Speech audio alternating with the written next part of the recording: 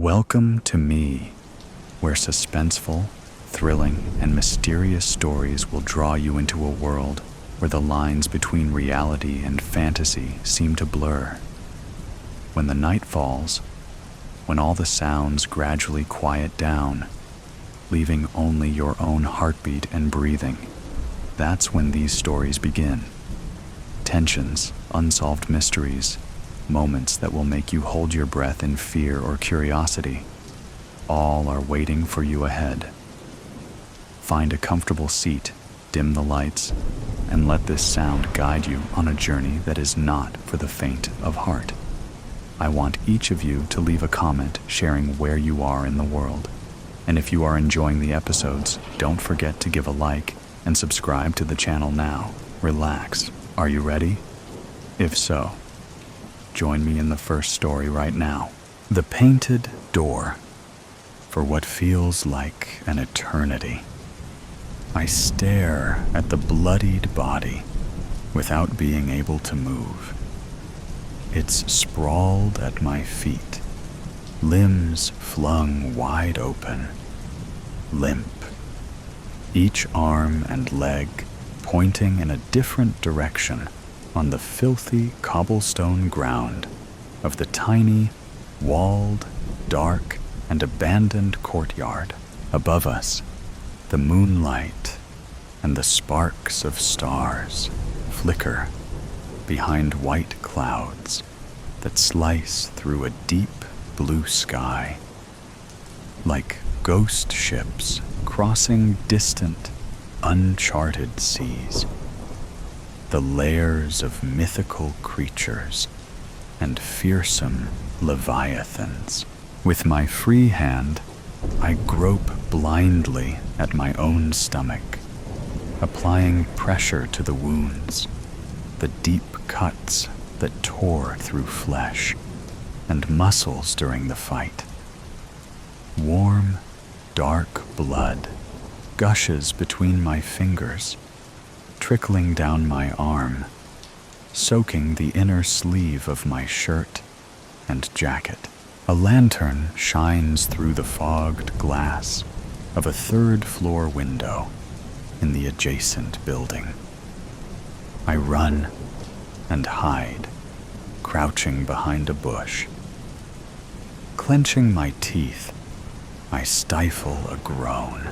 "Who's there?" demands the gruff, weathered voice of an old man. Through the tangle of leaves, cloaked in shadows, I watch him.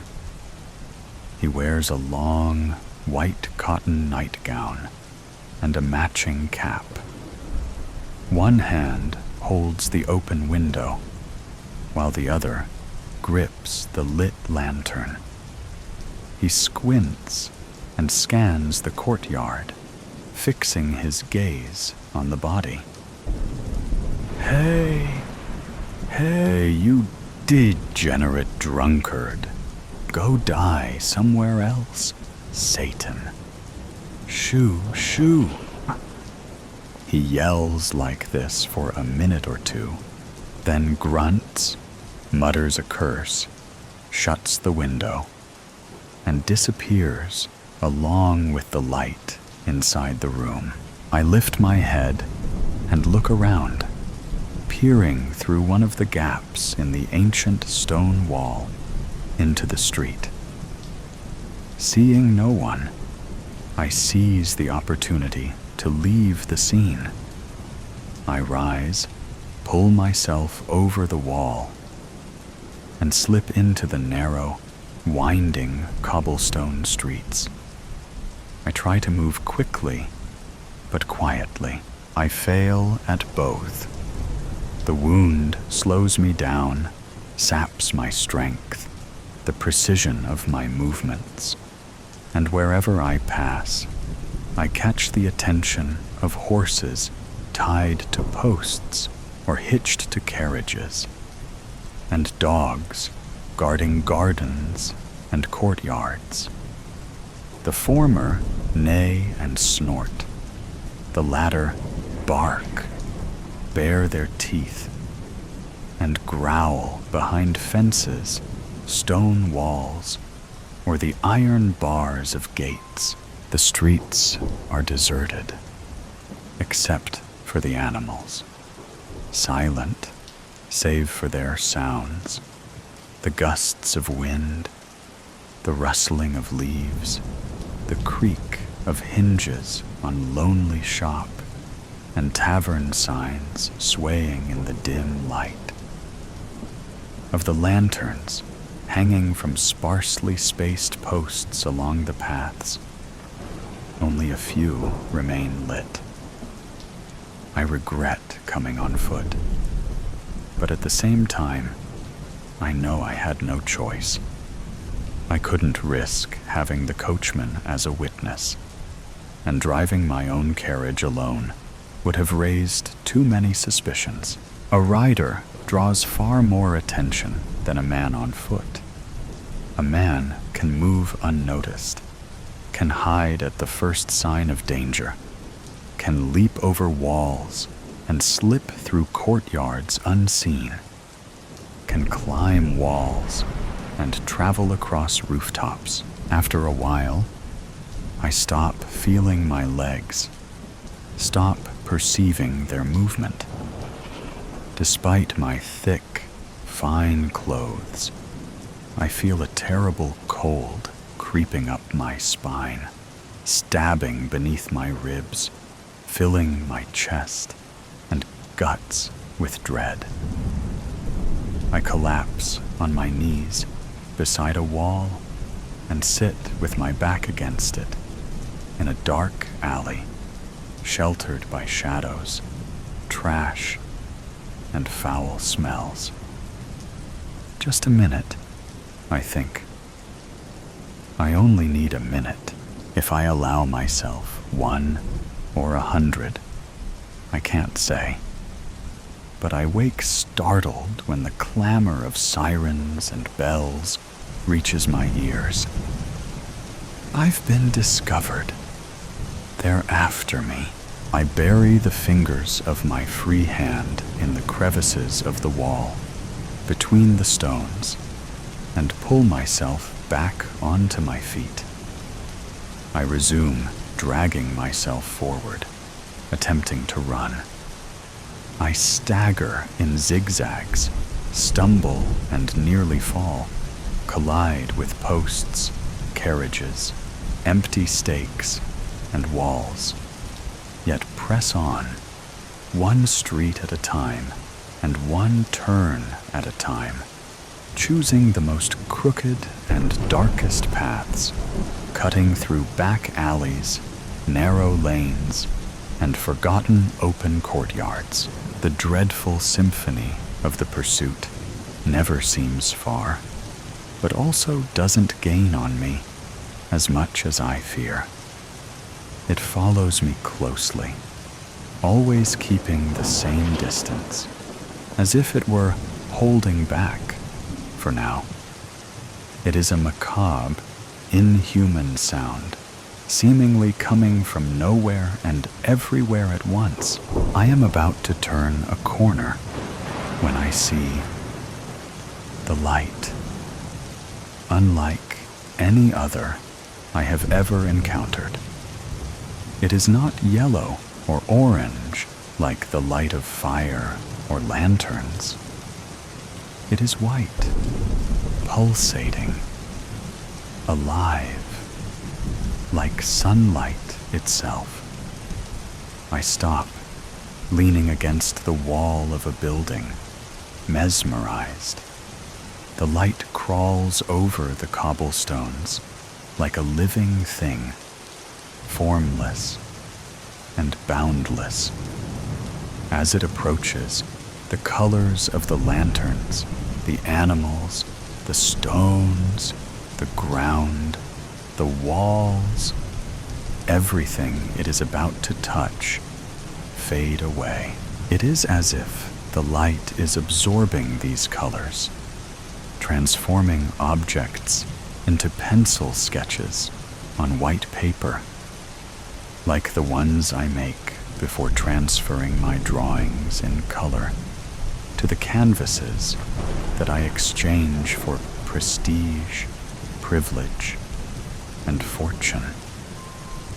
Then the light swallows them, sucks up the colorless drafts as well, consumes them as if it were an immense, infinite mouth. The mouth of God, reclaiming into cosmic oblivion the living and the dead of this world. Behind the blinding curtain, the world disappears, ceasing to exist in a way that defies both physics and human intellect. Slowly, the light moves forward, a white void, smooth and shapeless, transforming what once was into nothingness. It is at that moment that the bells and sirens grow louder and closer, unbearably near. I look around and then start running again.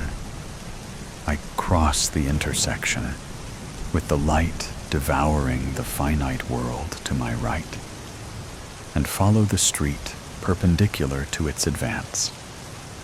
In a desperate attempt to lose my pursuers, I turn corners at random, sometimes left, sometimes right, zigzagging northward. My twists and turns are not always aimless. At times, I am forced to turn here and there, or backtrack when the wall of light appears just a few steps ahead of me, burning my eyes and rushing to envelop me. I shield my face behind my free hand and dive into the first available path to the right or left, or pivot on my heels and retrace my steps to the previous crossroads. Thus, I conquer the paved streets and the dirt roads, crossing the mile-long stretch that separates the town from my private hill, and the mansion crowning it. I pass through the garden gates and rush to the front door. The guards and other staff still awake at this hour are startled, surrounding me, offering to help me walk, to carry me to a bed, a chair. They inquire about my injury, whether they should send a rider to fetch the physician from the village. I command them all to step back, to leave me alone, ordering that every door and window be sealed. For a brief moment, I work alongside them in this endeavor, but then I turn and make my way down the corridors to the bedroom. I kneel by the side of the massive canopy bed and touch Maria's warm face as she sleeps in peace and oblivion, undisturbed by the banging of doors, the shouted exchange of orders, or the music threatening to unravel my perfect world, the clamor of that million-strong chorus of sirens and bells. Gently, I wake her and help her to her feet. Quickly, my love, come with me. You must come with me, I whisper urgently, pulling her by the hand. She follows, trembling, crying, asking about all that blood, about the injuries, and the blood, the blood, the blood. So it was all over, then? Had I won? Were we finally free to live our love, no longer bound by escapes, lies, persecutions, or consequences? I pull her by the hand through the corridors, to my studio. Along the way, I grab one of the lanterns hanging from rings fixed to the stone walls. I enter, pull her inside, and lock the door behind us. Frantically, I fly from one side of the room to the other, ensuring all other entrances and windows are shut as well. I move unsteadily, stumbling, pushing aside finished paintings, knocking over empty easels, unfinished canvases, and tables cluttered with papers, palettes, jars of paint, and brushes. Once convinced that every possible entry is sealed, I return to Maria, grasping her hand again, and lead her toward one of the walls. I scour the floor for a brush and a jar of paint. When I open the first jar, I find inside a solid, useless, gray lump. I hurry around the room, gathering more jars, only to find them equally futile. I try using the paint from the palettes, attempting to make it at least pliable with saliva, but to no avail. I find myself clutching a dry, useless brush, turning helplessly in place, sobbing, groaning in pain. Then I remember the wound, the blood. I return to the wall, grip trembling, inconsolable and bewildered Maria's hand. Dip the brush into my own wound, pulling it out with bristles drenched in blood, dripping red. Together, we approach the wall, and I begin to work. The bells and sirens grow ever closer, unbearably close, now just outside the corridor, sounding in neighboring rooms. With desperate and vigorous strokes, I paint a door, a doorknob, our only escape route. In my mind, I paint on the other side the perfect world, the perfect life, the happy ending we deserve. I squeeze Maria's hand a little tighter. I let the brush slip from my sticky, blood-soaked fingers, falling with a muffled thud beneath the cacophony of sirens and bells. I close my eyes and take a deep breath. With my free hand, I reach toward the doorknob and grasp nothing. No, no, no, this can't be. I open my eyes and try again, this time keeping them wide open. Around us, the bells and sirens engulf the world, drowning out every other sound and voice. I try to scream, but no sound comes out. I look around, over my shoulder. From every corner of the studio, through the cracks in the windows and doors, the white, deadly light, that devouring force, seeps into the room. It stretches through gaps between boards and under the passages, swallowing colors, easels, brushes, canvases, and loose sheets of paper. I turn to Maria for one last embrace, but there is no time to know if the movement is completed or if the light is faster, extinguishing us before our farewell can come to fruition.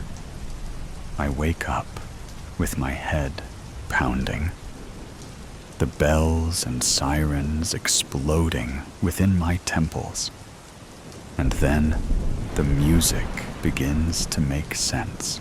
It sounds familiar, and I realize it is not composed of actual bells or sirens. Blindly, I stretch my arm to the side, fumbling for my phone on the nightstand, and turn off the alarm. I squint at the blinding white light of the sun streaming through the window of my small room at the foot of my bed. Instinctively, still shrouded in the fog of dreams, I touch my stomach, searching for wounds, only to find it unscathed. Afterward, I get up, wait for the occupant of room 23 to finish their shower, take mine, get dressed, fill my travel mug with coffee in the kitchen on the ground floor of the pension, and rush to the bus stop a block away.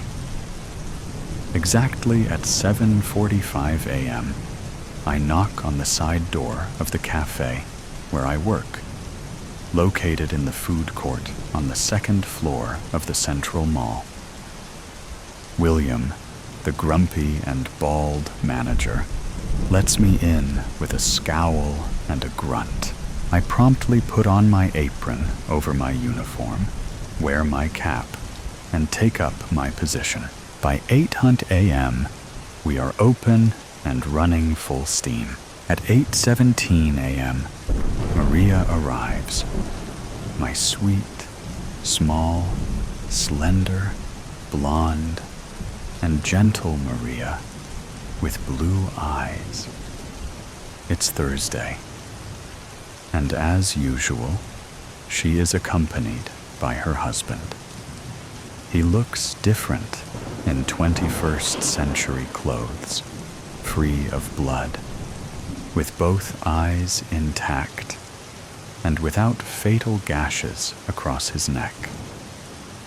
They hold hands as they stand in line.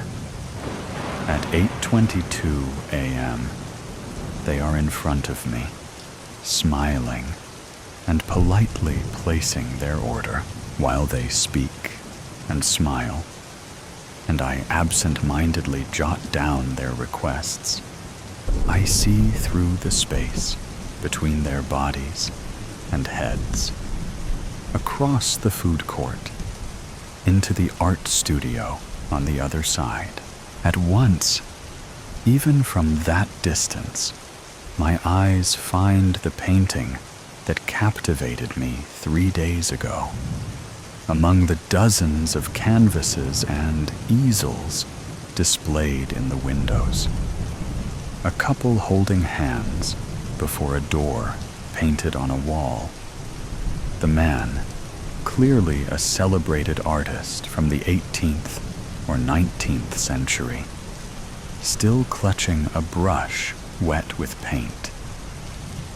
And the door. That door. That door. And that freedom. And that door.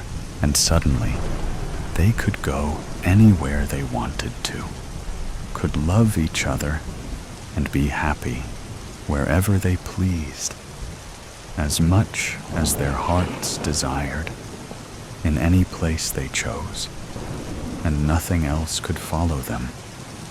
Not through that door. Nothing beyond them would be able to cross it. Certainly, nothing bad or evil. I finish jotting down their order. We exchange pleasantries, and the couple turns their back on me. Maria turns her back on me, taking a seat at one of the tables with her husband. The two share a brief kiss, a tender smile. Clearing my throat, I call out in a loud and steady voice, "Next!" And the line moves, and life goes on around here. Harmful intentions. History shows that technological advancement brought about the end of civilization, fragmented into divisions that hastened its collapse. The problem was that the majority thoughtlessly embraced regression, while the intelligent proclaimed that freedom had ended long ago. Freedom ended with an algorithm that read intent, marketed as a savior, but fundamentally incapable of understanding logic. To avoid chaos and preserve harmony, the apology law was introduced. If the algorithm identified someone with intentions deemed harmful, the accused was legally obligated to apologize to the victim. If the accused apologized and admitted guilt, acknowledging that they had harmful thoughts, they remained in the registry, but were not punished. However, if accused 3 times, or if they refused to apologize, they were declared a danger to society and exiled to the zone of silence, a place where no communication with society was possible. On June 23rd, at 1:10 a.m., 2 lifeless men in bland gray suits appeared at my door. "You are accused of harmful intent," they said, offering no further explanation. I had no choice but to go with them.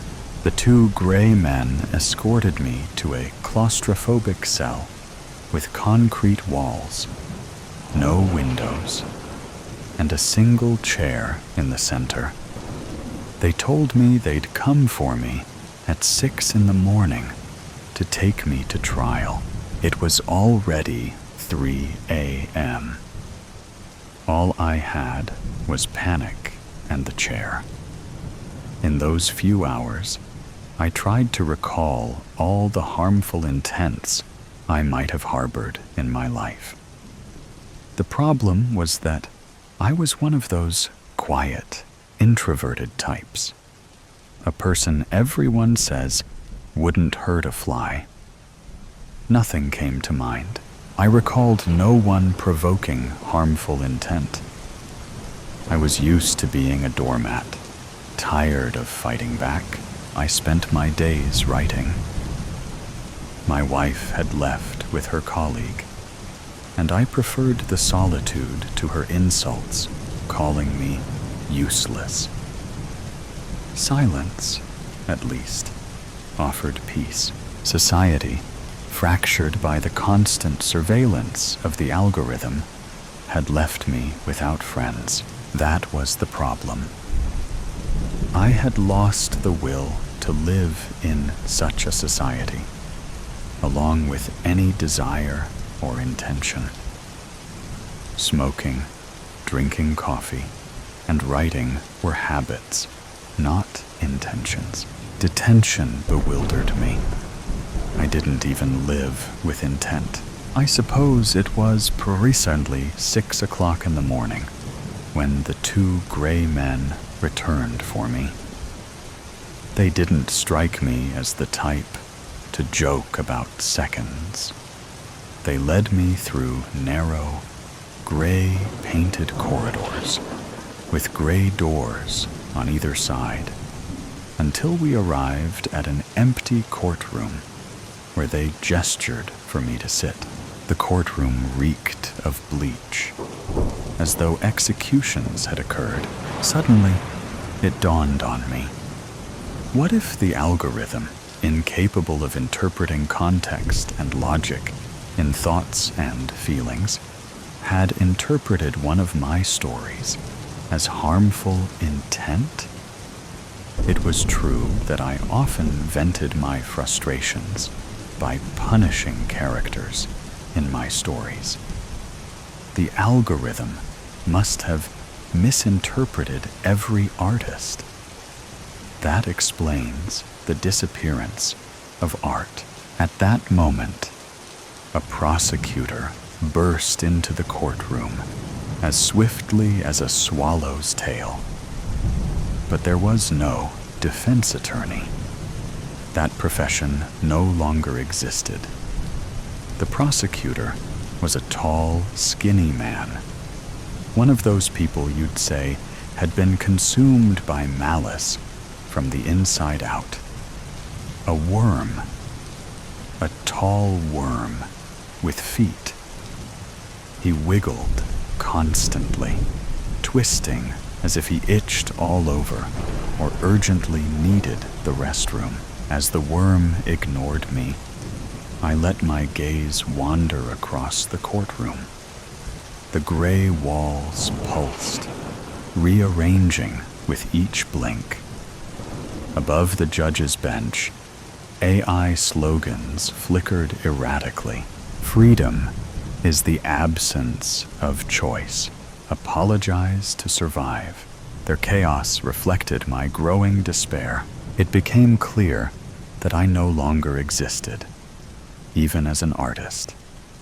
AI wrote instead of me. The worm wiggled, pointing to the door. A figure entered, the judge of intent, and took his seat at the bench.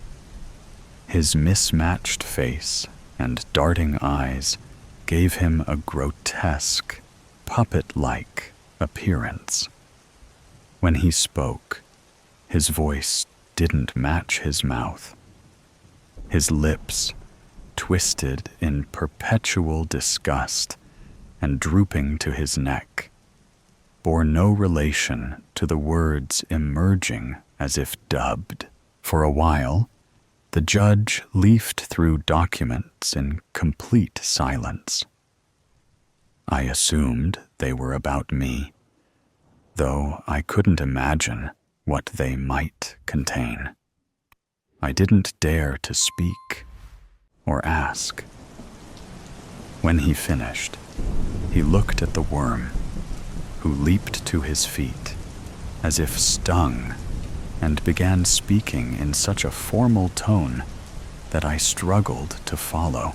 Your Honor, the accused was caught red-handed in the act of harboring harmful thoughts, and the prosecution will easily prove this. Only then did he take a breath. You are accused of thought crimes, the judge said. Which thoughts? I asked, my voice cracking. He paused, tilting his head like a machine processing input. Your thoughts. All of them. But Defensiveness confirms intent, he interrupted. My voice collapsed in my throat. I didn't know what they wanted me to confess. And perhaps neither did they. How do you plead? The judge asked, his voice rasping, as though he'd been smoking 2 packs of cigarettes a day since birth. Plead, Your Honor. I mimicked how the worm addressed him. Plead to what? The accused refuses to admit guilt and apologize to the victim, thereby obstructing the legal remedy. Legal remedy? I thought. Am I sick? Sick with what? Does the prosecution have witnesses? The judge rasped again, directing his gaze at the worm. The worm grinned, as if he'd been waiting for this moment. We call the accused's teacher as the first witness. My teacher, I thought. Back when I went to school, there was no algorithm. If anyone acted harmfully, it was that tyrant of a teacher. The teacher, nicknamed Psycho, entered, older but unchanged. He had been infamous for flailing and throwing things in class, only to quickly smile as if nothing had happened. Hence the nickname. Now, Psycho was frail and nearly blind, bumping into the witness stand before taking his seat. When given the word, he began in a saccharine voice. Your Honor, I did everything in my power to properly shape this boy. Perhaps I even contributed to his harmful nature, but my hands were tied. As a teacher, I wasn't allowed to discipline him more severely, and by nature, I am a gentle soul. While Psycho spoke sweetly, I pictured him hurling chairs.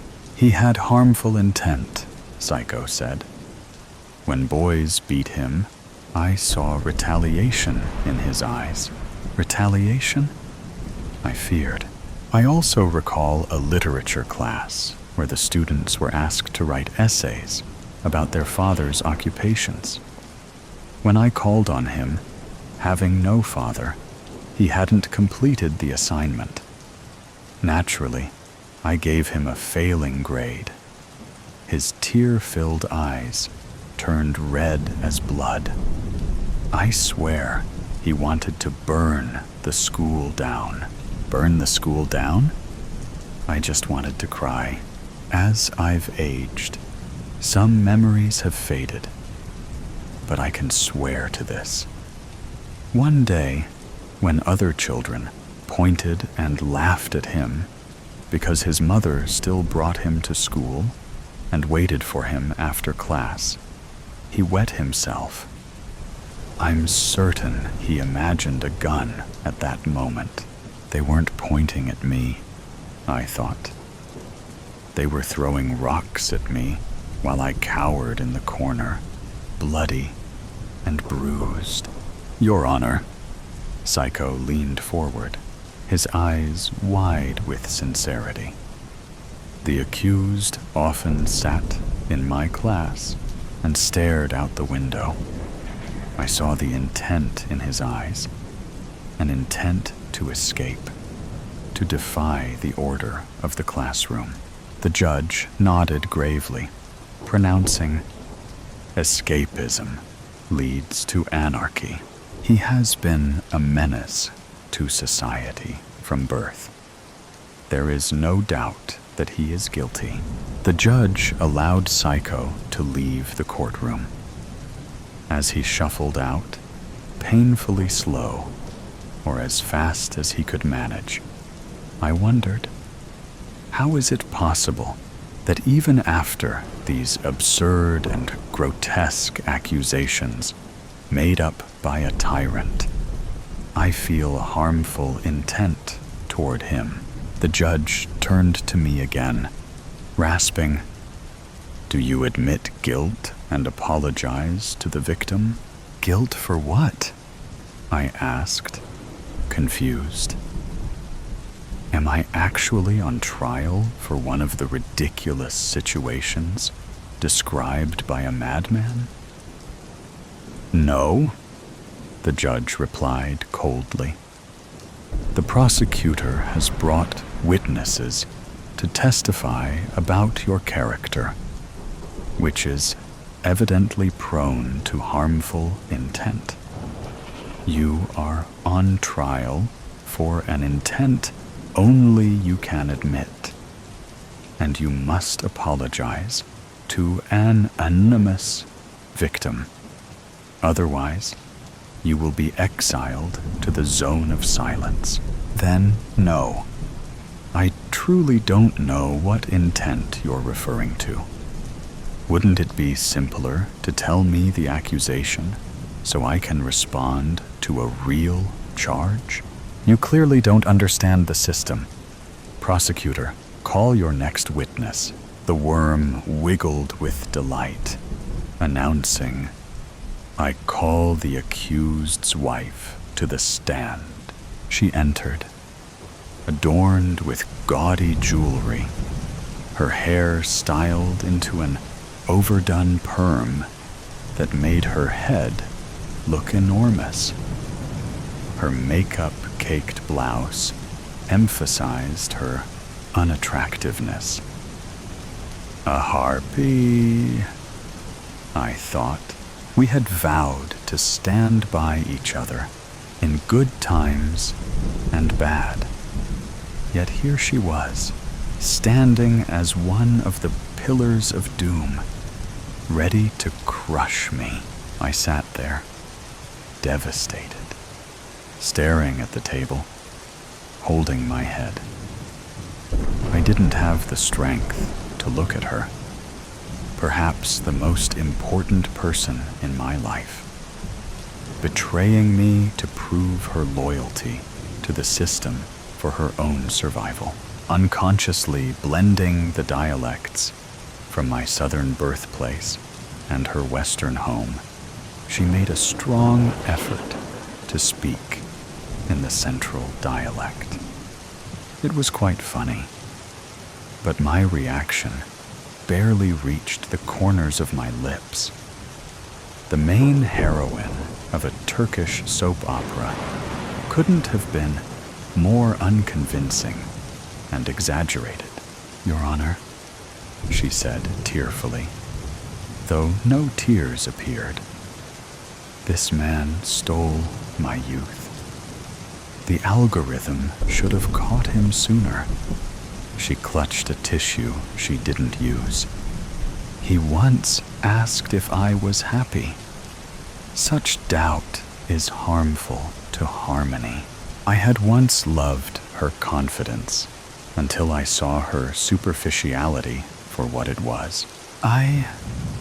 She added a sniff. "I love this man, but I love the truth more. I'll tell you everything. The truth that the perm wasn't the best idea," I thought bitterly. "I married him out of love, but he hid his harmful intent until the wedding. Soon after, he began calling me degrading names like useless and a rag. I looked up in shock. Why is she blaming me for her words? I feared his intent to harm me or end any chance of having a child. She threw herself across the bench dramatically, sobbing loudly, but still without a single tear. This deeply hurt me. After years of silence, I reacted with a yell. "What are you saying? How dare you? I begged you for a child all these years, but you said you didn't want some brat to ruin your beauty. You..." The judge interrupted me with a loud thump of his gavel, stating that he wouldn't allow me to insult the poor woman on the stand. I sat down, stunned, clutching my head. Am I crazy? Maybe they're all telling the truth, but my perception is warped. But if this is true, then I'm not me. I don't know who I am anymore. As my thoughts struggled to regain some clarity, the actress on the stand continued her performance. "Thank you, Your Honor. I'd like to add the most harmful intent of the accused." The accused? I thought. So now she's stripping away my very name, my status, my identity. I know I'm not perfect, but that's only because I respect the algorithm.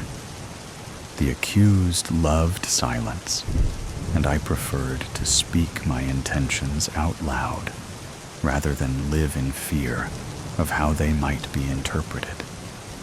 Sometimes I wonder if I lost him in all that noise, or if I simply didn't understand him. She paused dramatically. But the algorithm is far more important to me, even more than my appearance. Maybe that's why he told me he wanted to leave me for his colleague. But I refused. And since the law doesn't allow divorce unless both parties agree, she paused for a long moment.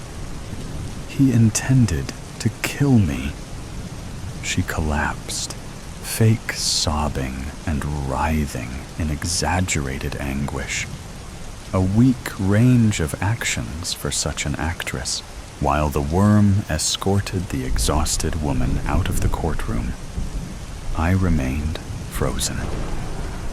Somewhere in the distance, I heard the judge asking me for the third time if I admitted guilt and offered an apology to the victim. I responded from some other place. The words slowly came out of me, almost mechanically. If we were caricaturing the roles, this woman, my wife, would be the victim. Am I accused of killing her? I asked. Well, yes, I must have killed her. There's no other explanation. Is this the guilt I must admit and apologize to this victim of genocide? Don't make me repeat myself. The judge was now even angrier. I told you that the witnesses don't know the reason for your trial. Only you know your intent. Will you admit it?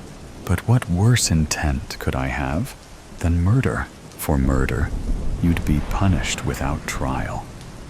But your disgusting, repulsive, vile intent could shake society to its core and completely destabilize harmony. I sat down, mouth agape. Prosecutor, introduce the final witness, after which I will deliver the verdict. Completely beside myself, lost in my identity, and thus lost from the courtroom. I didn't notice that my mother had burst through the door and jumped onto me over the desk. She clung to me, caressing me roughly, as if slapping me, and hanging from the desk, trying to reach me with kisses. You're mine! I won't let anyone have you! As the worm gently pulled her off me and led her to the witness stand, I remained motionless. I just turned my head toward the window and stayed catatonic.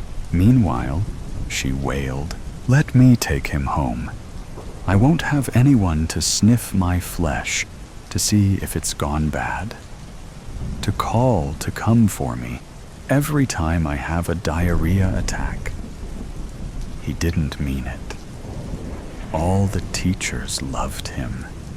His wife adores him. He's a model citizen. I never let him out of my hands. He's my baby, my lover. He's my trophy, proof of my perfection. If you condemn him, you condemn me too. Come to mother, son. Let me nurse you once again. I stared through the window, a lifeless person inside me, into the lifeless city. In the background of the so-called harmony, this society operates like a perfectly tuned machine.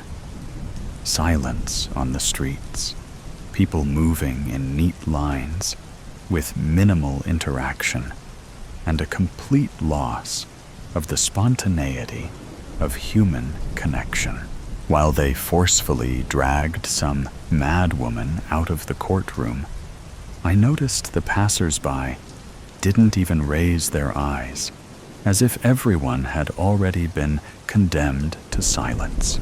Absently, I heard the judge asking me for the last time if I admitted guilt and offered an apology. Out of my body, as if hypnotized, I whispered, "What guilt? For what? Who?" I've always been more afraid of hurting someone else than myself. The worm, now almost gleeful, turned to the judge, who looked at me with wide eyes. "So, you admit?" "What am I admitting?" I asked, my mind still reeling. You admit your harmful intent? I didn't understand. The judge nodded to the worm, who whispered to me, "You just admitted your harmful intent." What did I say? That I would rather hurt myself than hurt others? Yes, the worm rejoiced, and then it hit me.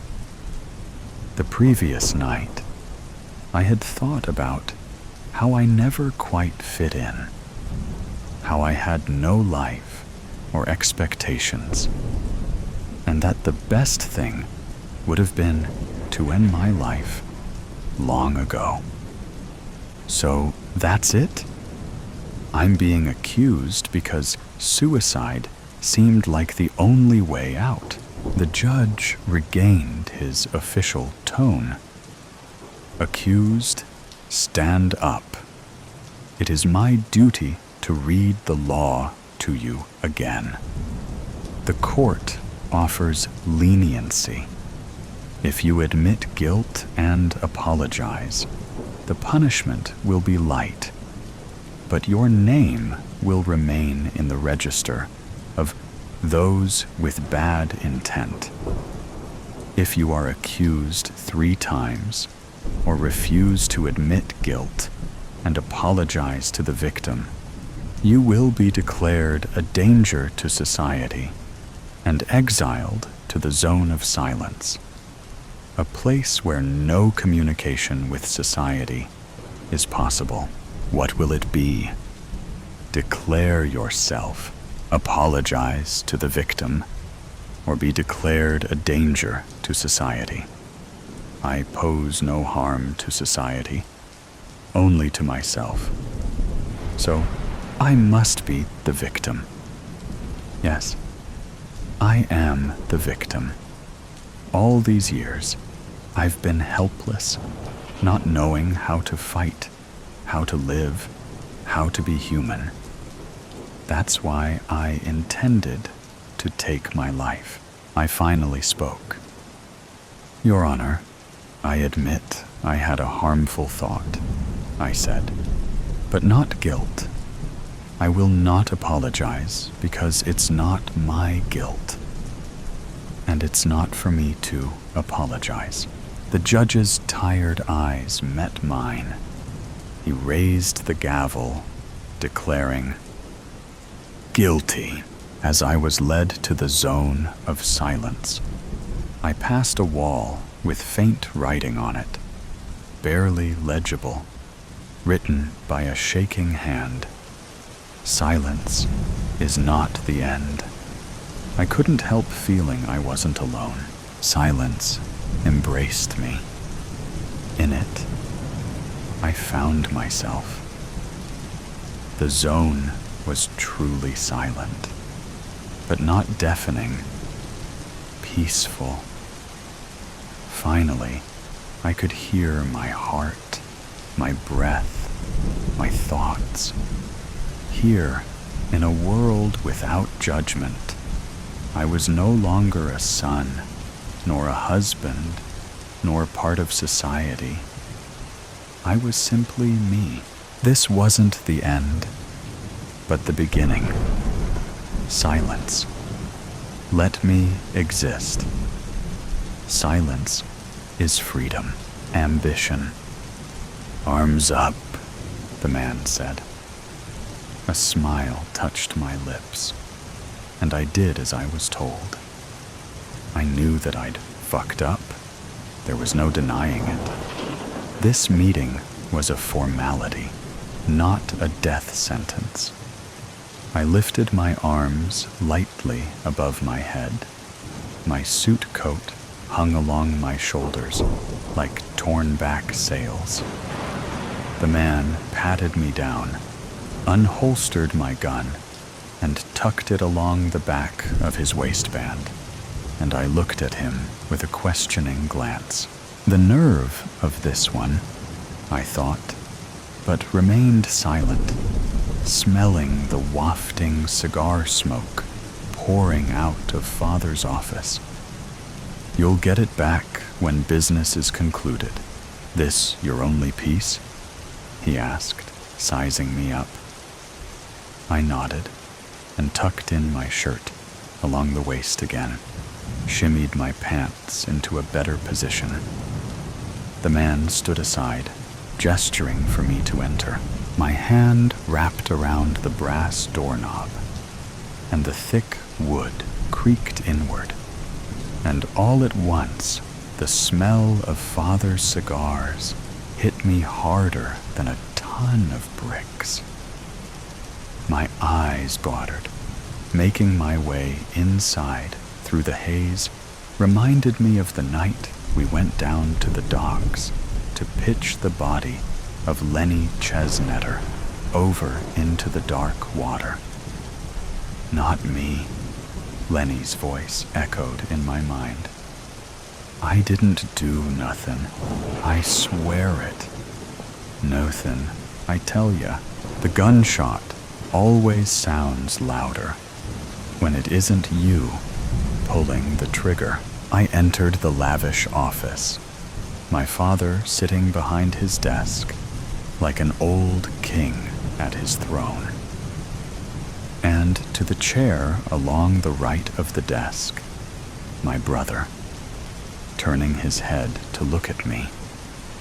Even for all the years since the day of his automobile accident, I can never get used to the sight of that scar. A jagged line running along the left temple toward the middle of the cheek. "Have a seat," Father said.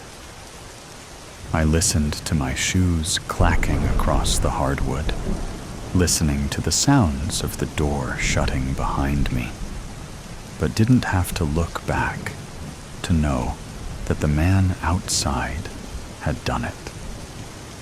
Other scents were mingling in the air, Father's cologne, as well as my brother's.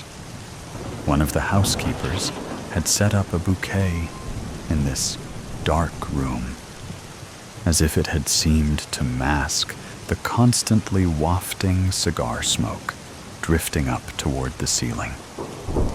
It didn't. I found the open chair to my father's right diagonal from his spot behind the desk, and took the wide way around, pulling the chair back so that the three of us now sat almost in a perfect triangle. I did this because whatever bad water had been spilled between my brother and me, I wasn't in a fighting mood. Maybe it was the Irish in me, some instinctual thing to wanna fuck strange women and fight all the goddamn time. My brother scoffed at this, gusting his air, and flapped his coat back to the center of his torso, over the velvet blue vest beneath. A single gold chain clipped to one of the buttonholes, the same pocket watch I gave him for Christmas 2 winters ago. I sat with ease and crossed my right leg over the other. "Let's get down to it, boys," Father said. "Which one of you did it?" There was silence for a moment. My brother and I exchanged a glance, not saying a word. "All right, if that's how you want to do it," he said, pulling back one of the desk drawers and withdrawing a Colt 1911 .45 semi-automatic pistol. He thumbed back the hammer and pointed at me. "Which one of you sons of bitches killed Jimmy Booker?" "Oh, you think I fucking did it, do ya?" I asked with a sneer. "Go on then. Shoot me. Get it over with," I said, resting my hands along the armrests. In truth, I didn't give a shit one way or the other. I looked over at my brother, trying to read his expression. But he sat there with a calm that I'd only ever seen a few times before. For once, I was the loose cannon here. For once, I was the one losing my mouth, when what I needed to do was shut the fuck up. "Why don't you point the gun there?" I said, pointing at my brother. "He's always the one stirring up problems in this family. Put one right between his fucking eyes and let's get this thing over with." The sound of the gunshot was deafening. I flinched at the recoil, and to my amazement, realized that I'd still been alive. My eyes widened as a smile crept onto my face. I looked at Father. The gun had been pointed upward, and the muzzle drifted a thin line of smoke from the barrel up to the ceiling, where it mixed with the wafting cigar smoke. "Are you fucking crazy?" I asked, sitting forward. My foot dropped to the hardwood floor with a thud. "You know how many coppers walk these streets?" I asked, squinting at him. "I own the cops," Father said with a smile, and set the gun down atop the desk there, where it sat pointing between both of us, and not at one of us in particular. Father picked up his cigar and gently rounded the ash from the lit end, brought it to his lips where he bit down lightly, perching it along the corner of his teeth.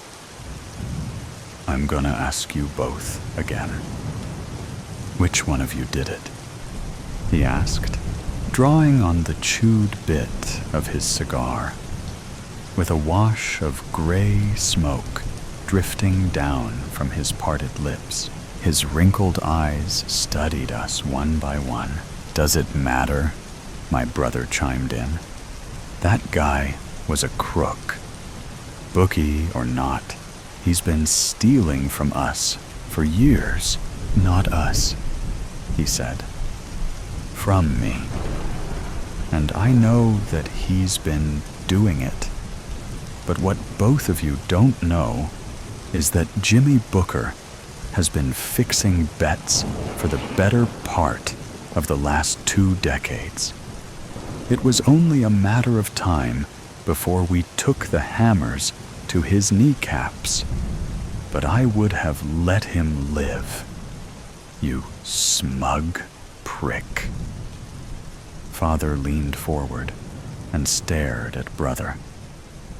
"Scraps. That's what he took from me. Scraps. Like a dog. And one of you 2 numbskulls whacked him before I could set him down and get the truth out of him good and proper." Father sat back. "Besides, nobody gets snuffed out in this town without my saying so. Not even my dumb fuck, petulant rat children, prancing around like they're doing the Lord's work. Is that what you thought you were doing? The Lord's work?" He slammed his fist down along the top of the wooden desk, killing a man in broad daylight. 2 days before the race of the fucking century. He stood quickly, the chair behind him falling back as he towered over the desk in front of us. "Do you 2 idiots have any idea how much fucking money I was going to make off of that race?" 55 large, I said. I knew I'd seen the books. "How much money did you take him for, anyway?" Father asked, pressing his knuckles down along the top of the desk. "How much money did you recover from Jimmy's safe?" "All of it," I said. "How much?" he asked again. His pupils were so large that you couldn't see the blues there anymore. Only the blackened coals for eyes where color had once been. "We're wasting time," my brother said absently. He had begun running his fingers along the scar across the left temple beside his eye. He did this, of course, an old gambling tell of his, when he bluffed. We had another bookie lined up, South Side, Giovanni's man. My father was stunned into silence. He turned and picked up his expensive leather chair and set it upright once more, collapsing into it. "Let me get this straight.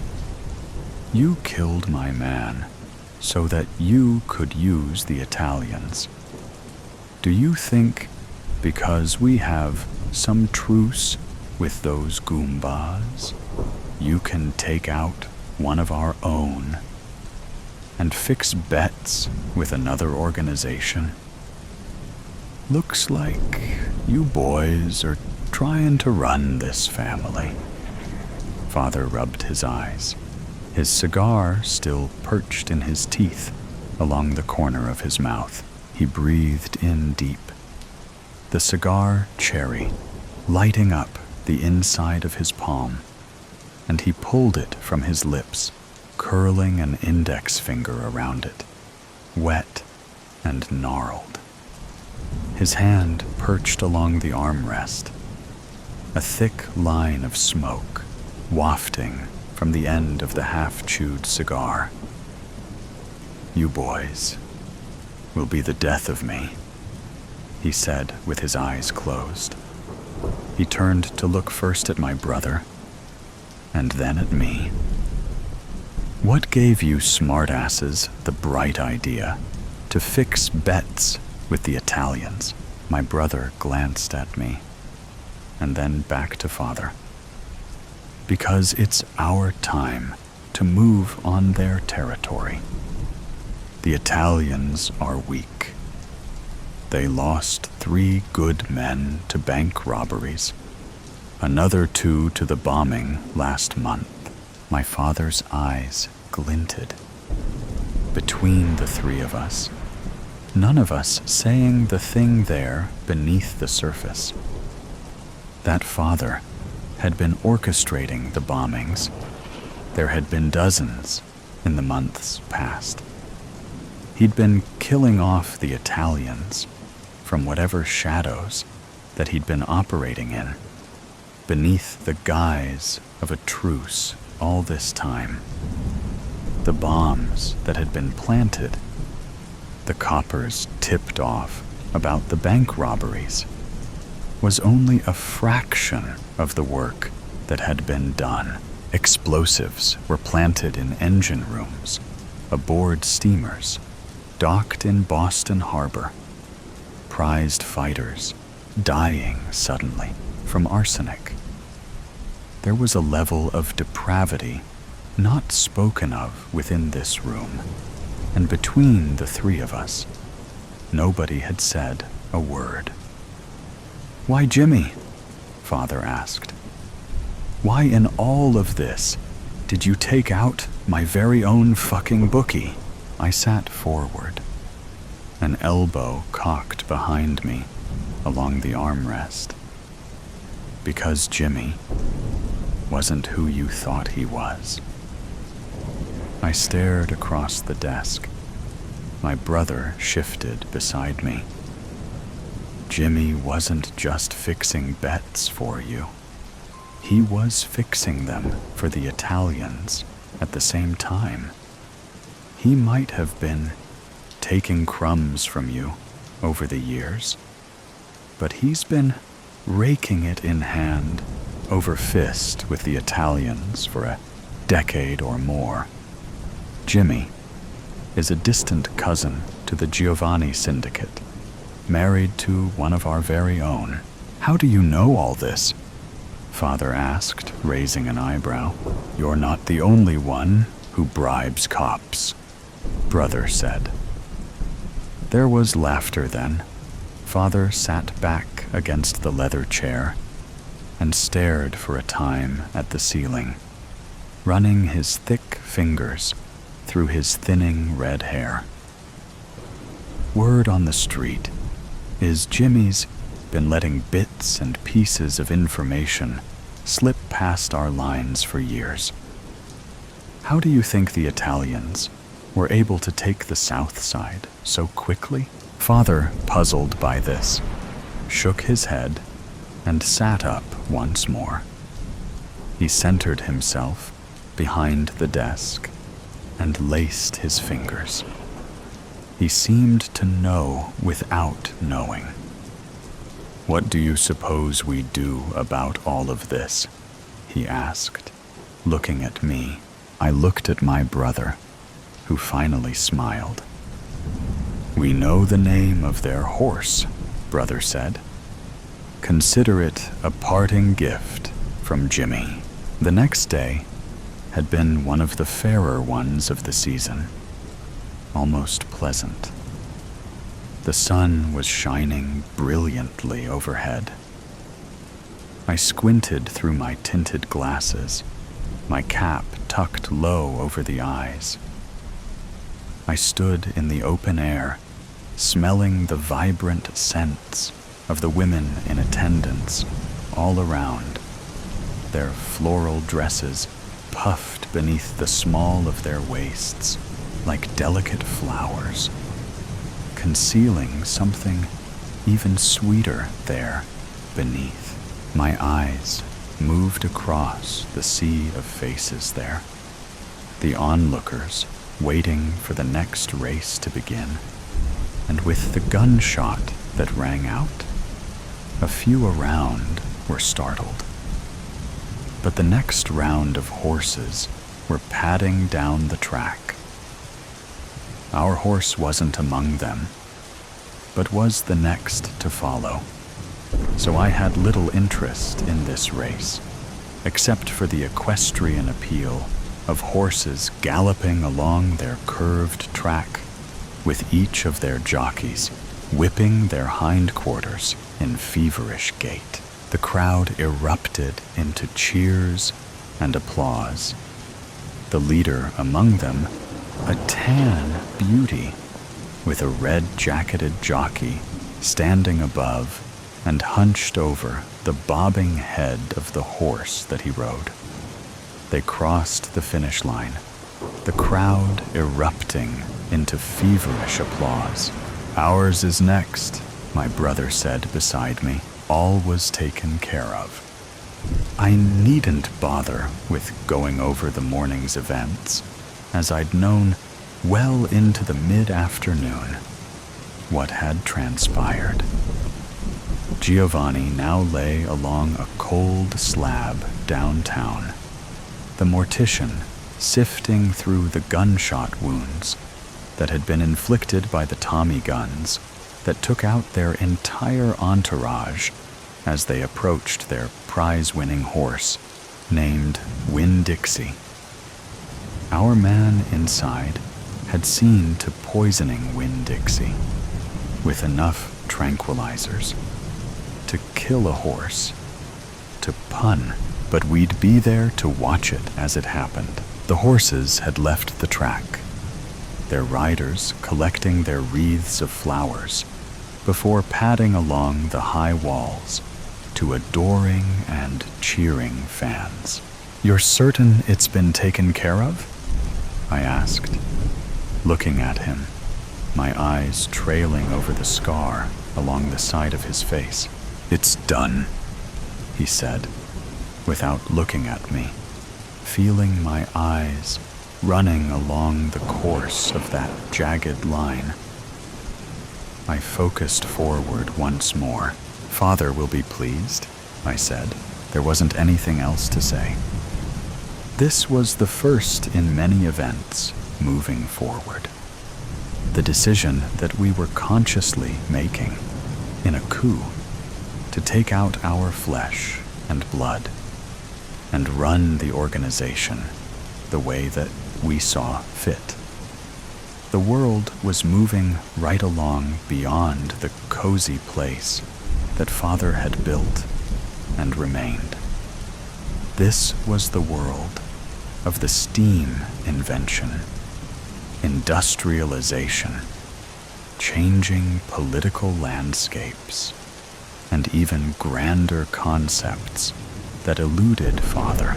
It seemed that in just an evening's pass, the world had left him there, a fossil amongst the living, and that no world would welcome his old ideals and aging perspective.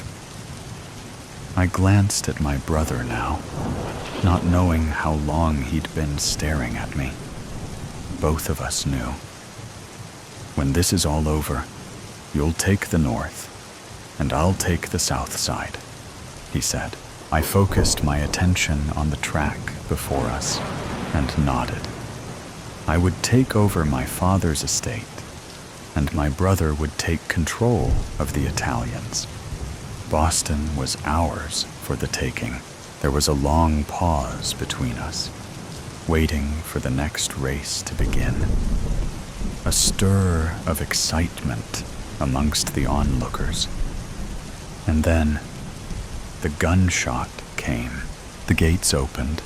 Our horse, Lil Red 1, roared past the others, but at the third gate, Winn-Dixie trotted forward in hopefulness, keeping a fair speed at first, before arching its head backward and falling onto the ground, with its back legs splayed as it rolled to its side, knocking its rider from its back. Everyone jumped to their feet and stood watching the downed rider, Winn-Dixie, writhing in pain, kicking its legs beneath it as it lay upon its side, bobbed its head as it scraped gently along the ground there. Everyone around murmuring with feverish anxiety.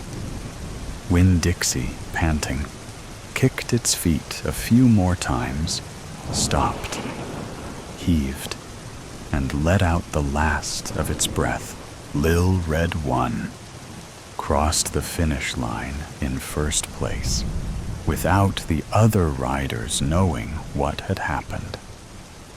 I glanced at my brother. The crook of a small smile touched his lips. I looked back to Winn-Dixie, forgetting all about our own prized horse winning the race, and stared with wide eyes in horror at the fallen stud, with his rider knelt beside it. One small hand rested along the rib cage of the dead animal. "That settles it," Brother said. He turned to look at me, and I to him, finally, forcing my eyes from Winn-Dixie. "Pleasure doing business with you," he said, extending a hand. I shook it, feeling the embrace of my brother there amongst a crowded bandstand of race enthusiasts.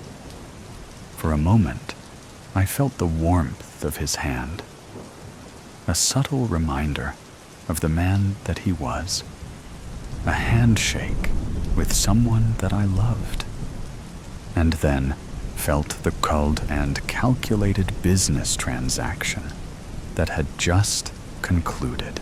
"Till we see each other again," I said. We parted there. He took his leave and mingled with the crowd beyond, making his way down the steps, rounded the corner, and was gone. That was the last time that I'd spoken to my brother aloud. Not long after the events of that day, my father had been fatally stabbed to death late one evening. Of course, this was part of the plan all along, though I had never been the one holding the knife. It was my brother, releasing us unto the splinters of this syndicate. It wasn't long before the fires started, as his men had been ordered to take out the Italians in force. The gunshots, for a time, had been frequent and unrelenting, often in broad daylight, but skirmishes clamored through the nights in those early days. Only rumors of these prominent Italian family members slain in cold blood, or that of the houses that had been burned in the early morning hours while they slept, cozied in their beds. My brother is always the benefactor, or presumed to have been. As I sat in Father's study, swirling a brandy, I'd not had the slightest care. My brother, unbeknownst to him, had been working for me all along, doing the dirty work with blood-stained hands, as the plans that I'd set into motion had finally come to pass. "Cheers," I said, raising a toast. "Search, and you might find. Search, and you might find." I am an independent journalist, living in a world of news spilling out at an unprecedented rate in the history of mankind. Much of it was false, without any factual evidence. Lies and untruths seemed to be the norm. Each morning, when I opened my computer or picked up the mail, it took a good hour to sort through the garbage. Today, I had a pleasant surprise. An invitation from an old friend to spend a quiet weekend in his country manor. It was about 2 years ago since I last saw him at Penelope's wedding. We had a bet their marriage would not last 5 years. As far as I knew, she was still married. But she remained a very demanding woman. At the university, I had been a very close friend of George Webster. He was now Sir Webster, a member of Parliament. He was a pleasant chap, with a head of white hair and a round, chubby face with distinctive blue eyes. He had a corpulent body, no doubt, from hearty meals and plenty of drinking. His wife was quite the opposite, with a slender profile and reddish hair arranged like a beehive on the top of her head. She had a wicked sense of humor and was always enjoyable company. I was looking forward to a quiet weekend in the country. I arrived an hour before dinner to face a manor built 200 years ago. George inherited it from his parents. I remember the parties here when we were students at the university. His parents were great hosts, always inviting a selection of pretty young girls. I believe they wanted to make sure George meets the young people they approved of. George came leaping to the front door and hugged me with great affection. "I will get the maid to show your room. No need to dress for dinner. We will only be us 3. Come down to the drawing room in half an hour for cocktails." While George handed me a whiskey, I warmly embarrassed his wife. Nothing had changed. The beehive on the top of her head was still in place. I am always delighted to be served at dinner with good food and stimulating conversation. His wife left us the moment an excellent cigar and cognac were forthcoming. Once George's cigar was lit he spoke. "David, do you remember that time at the university I taught you how to catch butterflies?" "Sure I do." "Why are you still an ardent collector and improving your collection?" "If I remember correctly, you were obsessed with butterflies. Bring your cognac and come with me. I want to show you something." We went down a small passage. At the end was a locked door. George took a key from his pocket, opened the door, and switched on a series of overhead spotlights. I have never seen such a beautiful show of hundreds of butterflies with their vibrant and delicate colors. The room was about 26 square meters, with waist-high side oak cabinets surrounding all the 3 walls. The upper 3 walls were covered with 3 large frames of magnificent pinned butterflies. I could see each frame was labeled with the title of 3 continents: the Americas, Europe, and Africa. I stood there, bewildered, completely stunted by the beauty of the room. As I walked in, I noticed a large, comfortable couch in the middle of the room. It was unusual in that it had 2 sides, allowing one to change their position in order to view all sides of the room.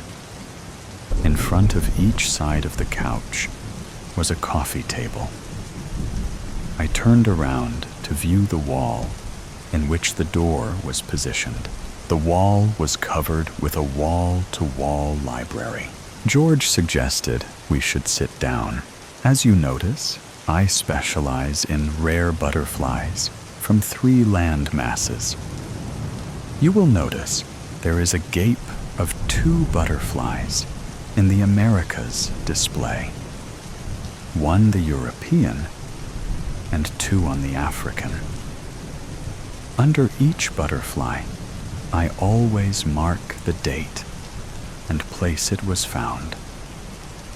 According to my book collection and extensive research, these butterflies represent extremely rare spies. I like to think it is one of the world's greatest collections, representing hundreds of hours of travel and research. To be complete, I need to fill in the 5 missing specimens. George, it is totally amazing. The display of these remarkably beautiful creatures makes one feel belittled when compared with the creations of nature. What's in the drawers below? More butterflies that I thought were interesting on my travels, searching for that rare specimen, as I am known throughout the world as a collector. I have a network of people that inform me that they have seen a rare butterfly. The world has many well-informed amateurs interested in these creatures. In fact, last week, I had a call from a friend in Zimbabwe saying that a flame-bordered carex had been sighted near Victoria Falls. This is one of the extremely rare butterflies I am missing in my collection. Unfortunately, at this time, I cannot leave for Victoria Falls. David, do you want a free 2-week holiday in Zimbabwe? I don't understand. So, well, you could go and spend a few days looking for this rare butterfly. I know you are very careful in netting butterflies without damaging them. The whole trip would be my expense. Supposing I did net this rare butterfly, how would I get it out of the country? No doubt, these creators are protected by strict export laws. You are right, and collectors like me have to be very careful. In the case of Zimbabwe, I would ask you to deliver the specimen to a friend in the capital, Harare. He will then carefully pin it into an old collection of common butterflies that Victorian families love to collect and frame. He will then ship it out to a London antique dealer. This rare butterfly, mixed in an old frame, will go unnoticed by the customs. I can see you are well versed in extracting these treasures from various countries. I have never been to Victoria Falls. They say it is one of the world's spectacular sights. If I agree to go, would there be somebody there to meet me? Yes, my contact would meet you at Victoria's airport and take you to your hotel. He will be your guide the whole trip. I suggest you spend 2 days as a tourist, and then the next 8 days exploring the forest where the butterfly was sighted. If not found in 8 days, take the plane back home. If you, by a miracle, manage to capture it, I ask you to fly to Harare and give it to my friend there. At this point, I recommend you fly home from there. If an overnight stay is required in the capital, my friend will arrange it. These trips are always a gamble, but to add this butterfly to my collection, it is worth the cost of the gamble. We collectors are brain-damaged human beings, obsessed to complete the items we collect in a satisfying and logical manner. Of course, I will supply all the necessary equipment. You will need to consult your doctor about a trip of this nature so that he can supply you with all the necessary preventive medicines. No visa at this point is required for Zimbabwe. So are you game? Just a minute. Let me look at my diary. Yes, I think I could go next week. Is that a yes? I will need 24 hours to make a decision, as I have some commitments next week. If you do go, I suggest you go through Johannesburg and then on to Victoria Falls. Leave the return ticket open, as you might want to fly back through Harare. My man, his name is Robin, born near Victoria Falls, will be with you your whole time in Zimbabwe. It had been several years since I was last in Africa. My knowledge of the various countries on the continent was mainly in the north, so to travel to the south would be an interesting venture. As I sat enjoying a first-class meal on British Airways, it did cross my mind that maybe George had already planned my visit before I was asked down for a weekend. No doubt, his thoughts were that a free trip to Victoria would not be turned down. I also realized dedicated collectors will employ any means available to achieve their ambitions. In my mind's eye, I could see him spending evenings in his butterfly room, completely transfixed by the beauty of these creators. No doubt this room is where George found a haven of peace from his responsibilities of his daily existence.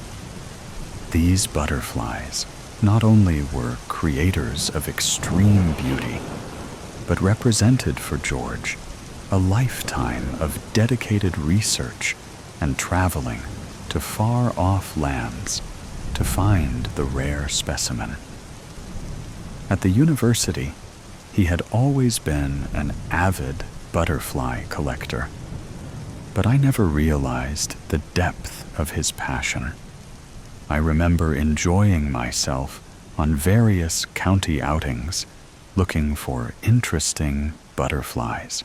Now, in an artful way, he has got me involved. He must have thought I might be smitten by the activity. The truth of my interest in this trip was Victoria Falls. Naturally, if by some chance I found the rare butterfly, it would give me a warm feeling of self-esteem. As the air hostess passed, I ordered a glass of champagne and toasted to my success. The African journey had begun. First to admire the falls and to search for the missing rare specimen. Johannesburg Airport was vast, obviously with no restriction on land constraints. No doubt, copied from the American and European textbook. You had to walk through large shopping malls filled with many life-size copies of wild animals made out of various woods, clay, and other materials. Sizes and prices for all comers. For a second, I had a vision that this extensive animal kingdom became alive and started to enjoy the sweet human flesh of passengers awaiting planes. Interesting thought, but a chilling turn of events. At the airport, I found Robin waiting. The first thing I noticed as we drove towards the hotel was the soft and seductive African daylight with a warm weather that seemed to envelop you in its arms. Also, through the car window, I was able to admire a series of magnificent trees unique to Africa. About 10 kilometers from Victoria Falls, we turned up a small country road to the hotel. There, I found a little patch of paradise. It corresponded to the photographs shown on the internet. Only 16 bungalows that stretched from a central lodge. I was curious to see the rooms that were described as about 150 square meters with bath and showing facilities. Lounging space with a king-sized bed area protected by a mosquito net. The first time I experienced sleeping under a mosquito net was in Barbados years ago.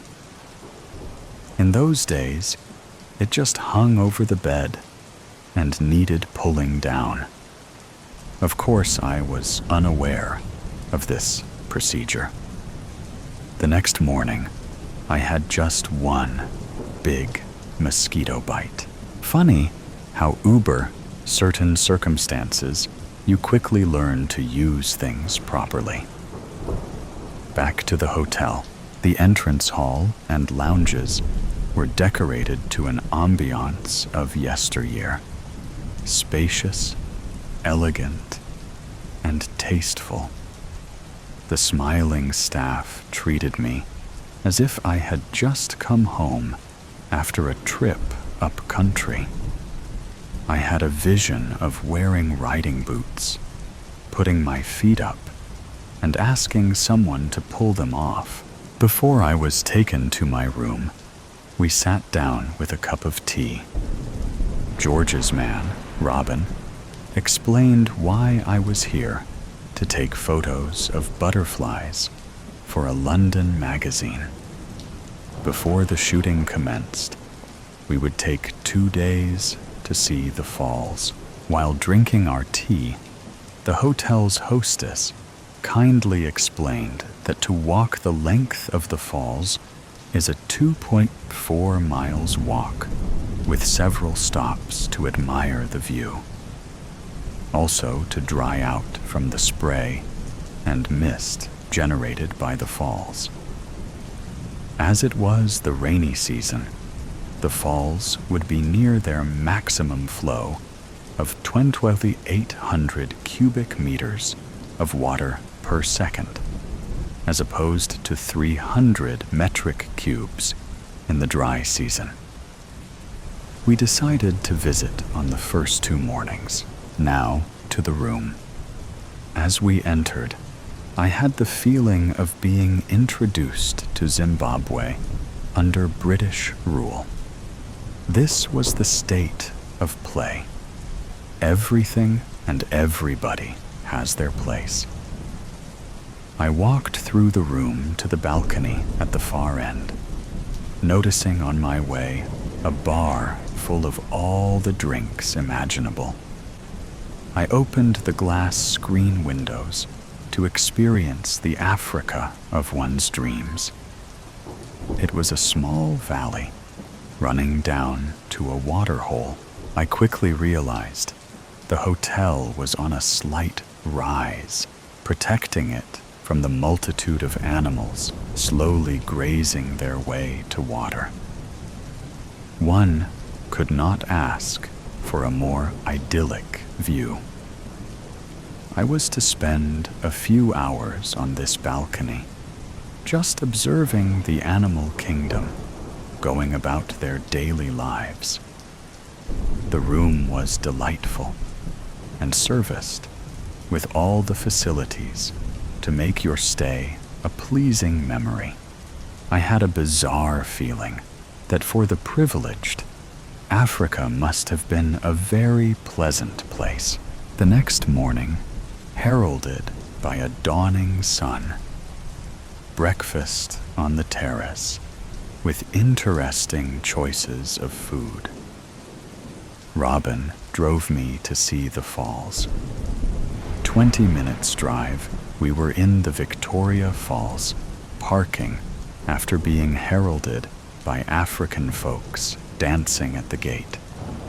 Armed with waterproof capes, we set off towards the falls. The first encounter was the noise, the next the spry, and then through the trees we saw the watershed. It is a sight so awesome, it literally took your breath away. The beauty, the power, and the light and mist reflected from the cascade of water is frightening. I was inspired to write a poem in acknowledgement of its beauty. I knew a magazine in London that might be interested in publishing it.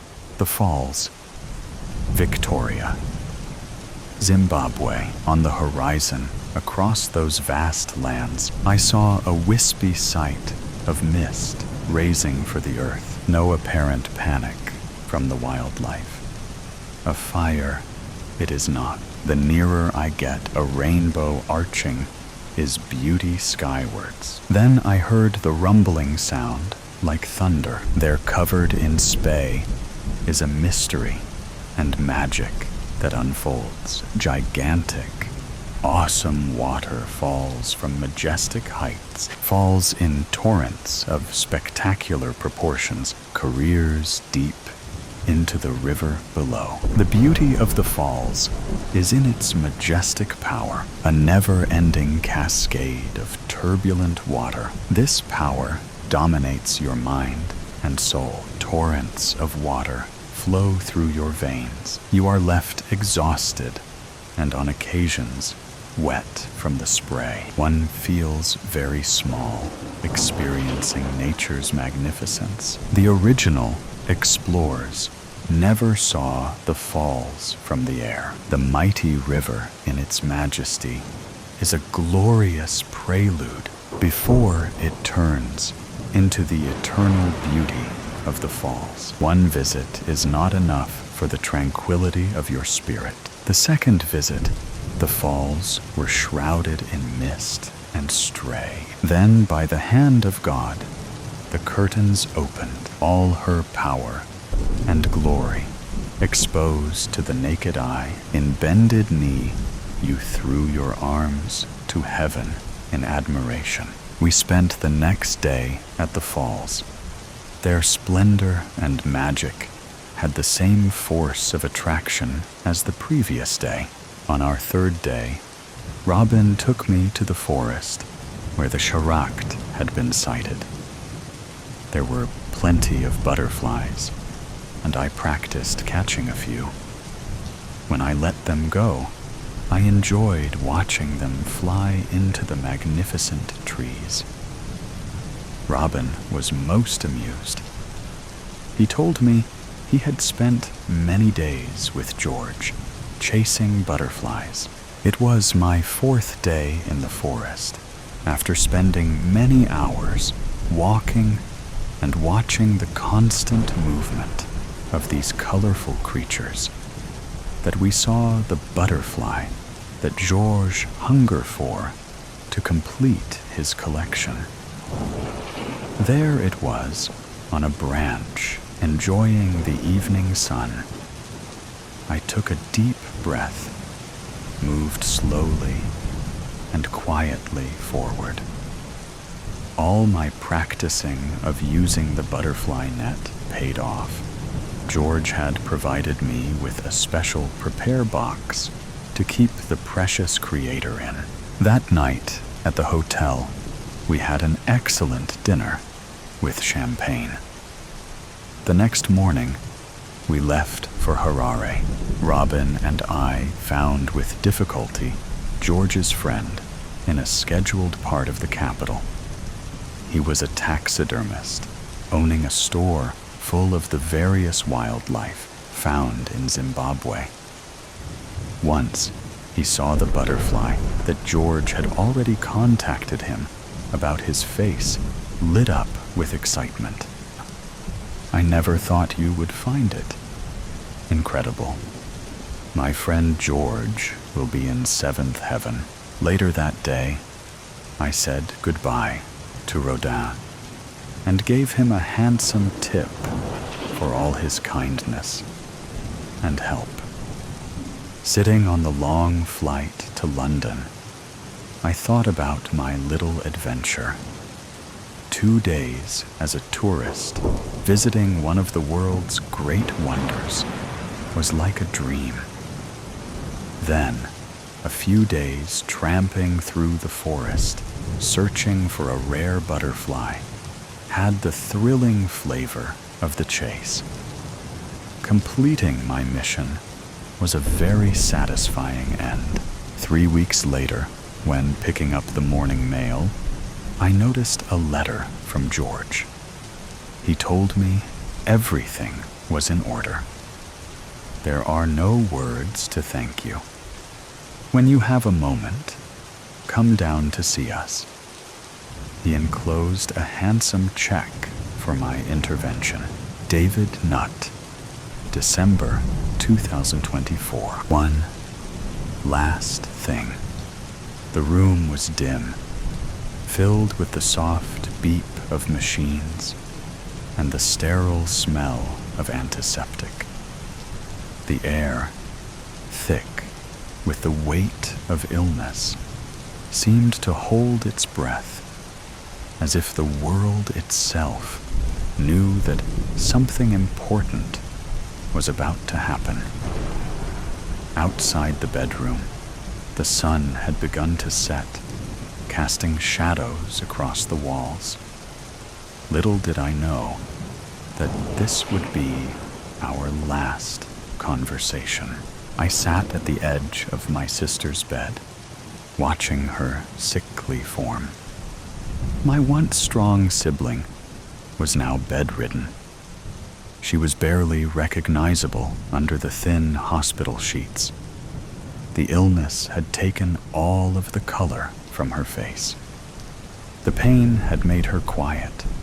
Her usual loud laughter was now replaced by a smile that barely reached her eyes. It had been months since the doctors had said there was nothing more to be done, but I'd clung to the hope that she would get better. Hope, I had come to realize, was a luxury we couldn't afford anymore. I saw my sister every day after work. I would talk to her about everything that happened at work and some family gossip. I shared some jokes with her, even though I knew she wouldn't or couldn't respond. The hospice nurse said to expect her transition any day, but honestly, I didn't. I just wanted my oldest sister back. But nothing surprised me more than what she said to me one afternoon. She turned her head towards me and opened her eyes. She grabbed my hand as she tried to get the words out. "Claire," she said, her voice cracking. "There's something that I need to get out before I die."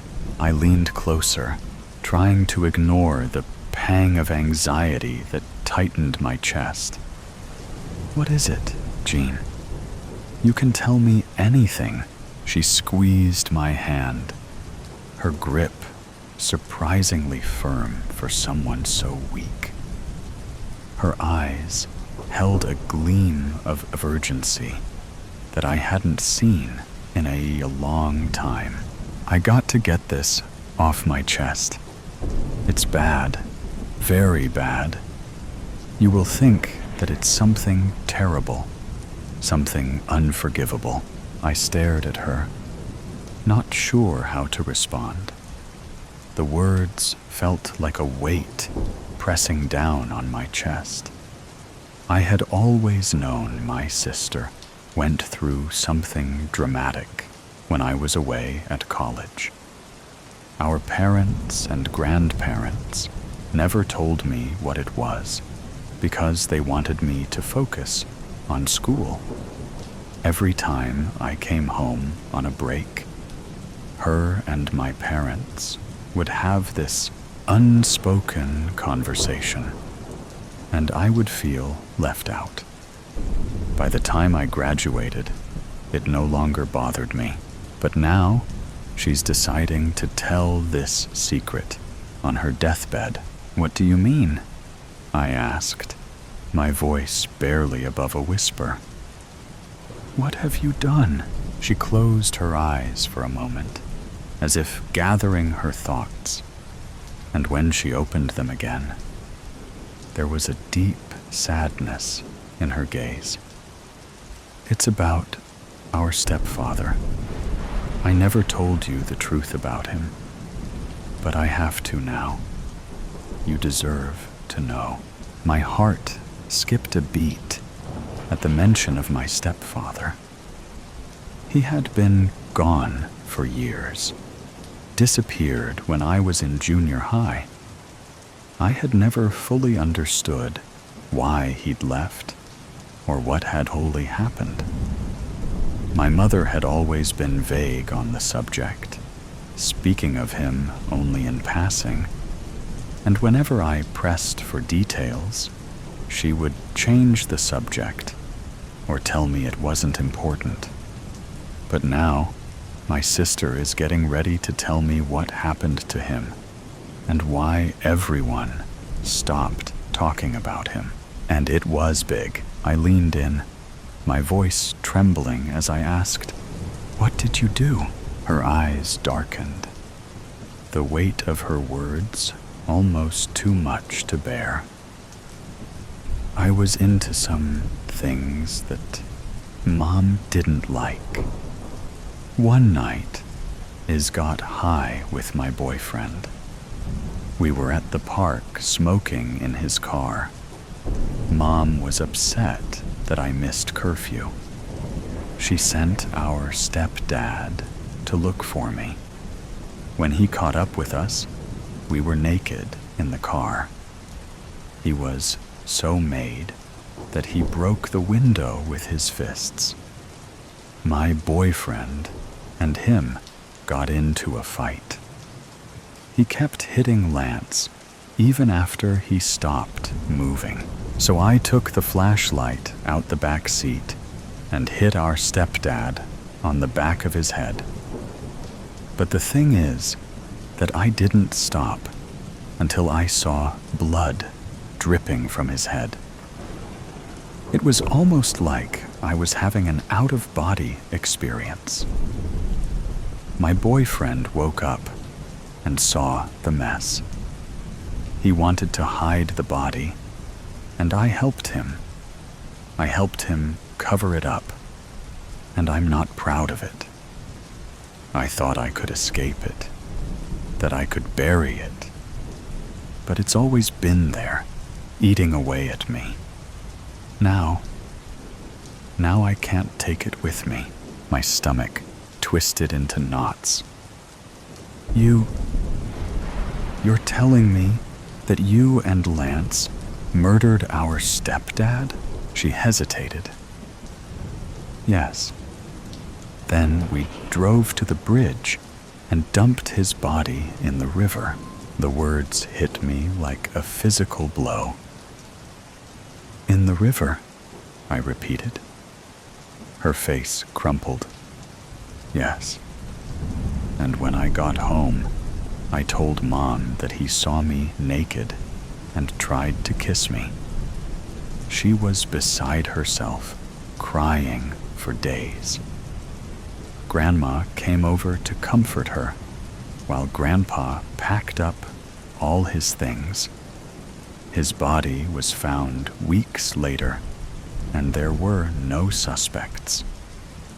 I really tried to forget. I told myself it was just an accident. It wasn't my fault, and that I had no choice. But I did, Claire. I had a choice. I could have done things differently. I could have gone to the police. But I didn't. I sat back, feeling as if the floor had dropped out from under me. A cold numbness spread through my veins. For a moment, I couldn't breathe. The room seemed to spin. The stepfather I had spent my whole life wondering about was killed by my sister. But why are you telling me this now? I managed to ask, my voice hoarse with emotion. Why after all this time? You could have kept this secret forever. Her grip on my hand tightened. Because I can't take it with me. I don't deserve forgiveness. I don't want you to carry this burden. You need to know the truth so you can decide what to do with it. So you can make your own choices. I swallowed hard, my mind racing. The weight of her confession pressed down on me. My sister had kept this secret for decades, burying it deep inside her. And now, with her life nearing its end, she was leaving me with it. A secret too big, too dangerous to keep. A secret that could destroy everything I thought I knew about my family. The machines in the room beeped in time with her slow, labored breaths. I watched her, this woman who had once been my best friend, now reduced to a shell of the person she had been. And in that moment, I realized something. I wasn't just deciding whether to reveal a secret. I was deciding what kind of person I wanted to be. In the end, I didn't know if I would ever be able to reveal the truth to the world. But for now, the secret is staying with me. The psychiatrist. I closed my eyes, ignoring the loud courtroom around me. Smacking of a woman in the back's gum chewing, fast typing of computer, closing and opening of doors in the back of the already full room. Clicking of photos being taken, yelling of lawyers arguing, banging of Judge Lewis's gavel hitting the hollow wooden desk. How did I get there? How did one misstep cause me to be the one standing there awaiting death or life imprisonment? No matter what I chose, it was the end for me. So couldn't I have given up instead of going down screaming?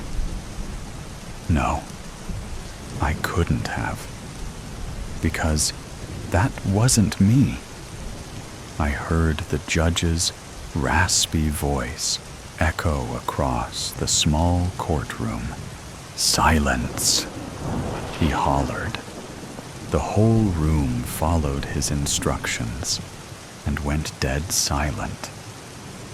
"Miss Davis, I will ask once more," the judge sighed in a strained but steady voice. "How do you plead? Guilty or not guilty?" His voice faded slowly, like he was on edge. I paused, still holding my eyes securely shut. His strained, groggy voice gave me the feeling he was tired, angry, annoyed, and possibly sad. The way his jaw moved very gently and seemed clenched, even when he spoke, was a curious realization. Though when he did speak, normally, his voice was slow and dull, which was pretty normal for someone his age. But still, I knew something was wrong. He had a small wedding band on his right hand that was slightly rusted around the edges. Married for 30 years at least. He had bruises covered by a tattoo on the back of his same hand, which I noticed immediately after. It was new, practically 3 days old. Gone but never forgotten. It read next to a small signature. I thought back more to the tattoo. JLJ, the signature read. Was it short for John Lewis Jr., the judge's son? The judge was grieving, not tired. He seemed so gloomy. I leaned my back against my chair, only to feel a soft vibration, so I listened. A uniformed officer behind me was tapping her foot on the floor quickly. Not normally, though. It was like she had somewhere to be. Nevertheless, it wasn't enough information to know for sure.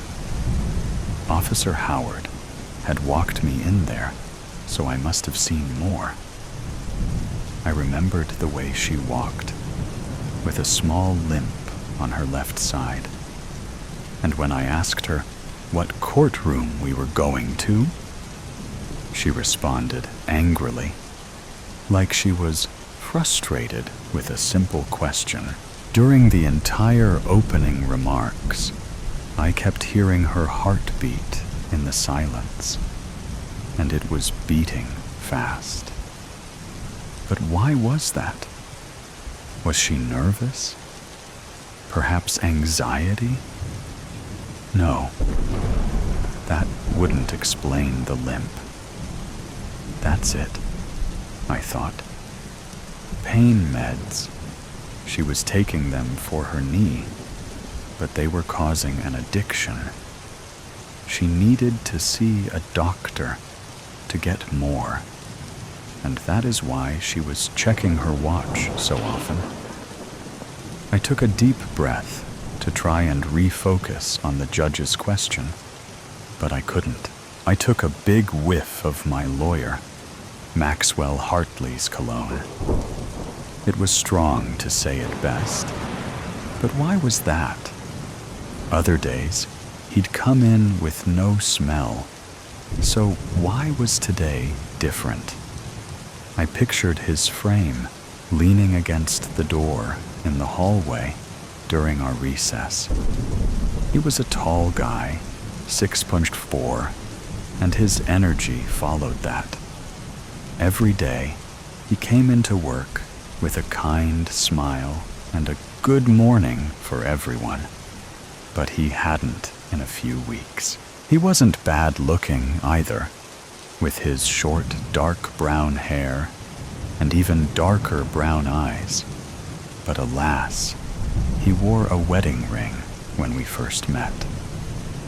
That was until a month ago when I noticed it off, and he never mentioned anything. I remembered back to the morning when he left abruptly at 10 o'clock on the dot and returned at exactly 10:15. Later, at around 1 o'clock, he did the same and came back at 1:15 again. Coincidence?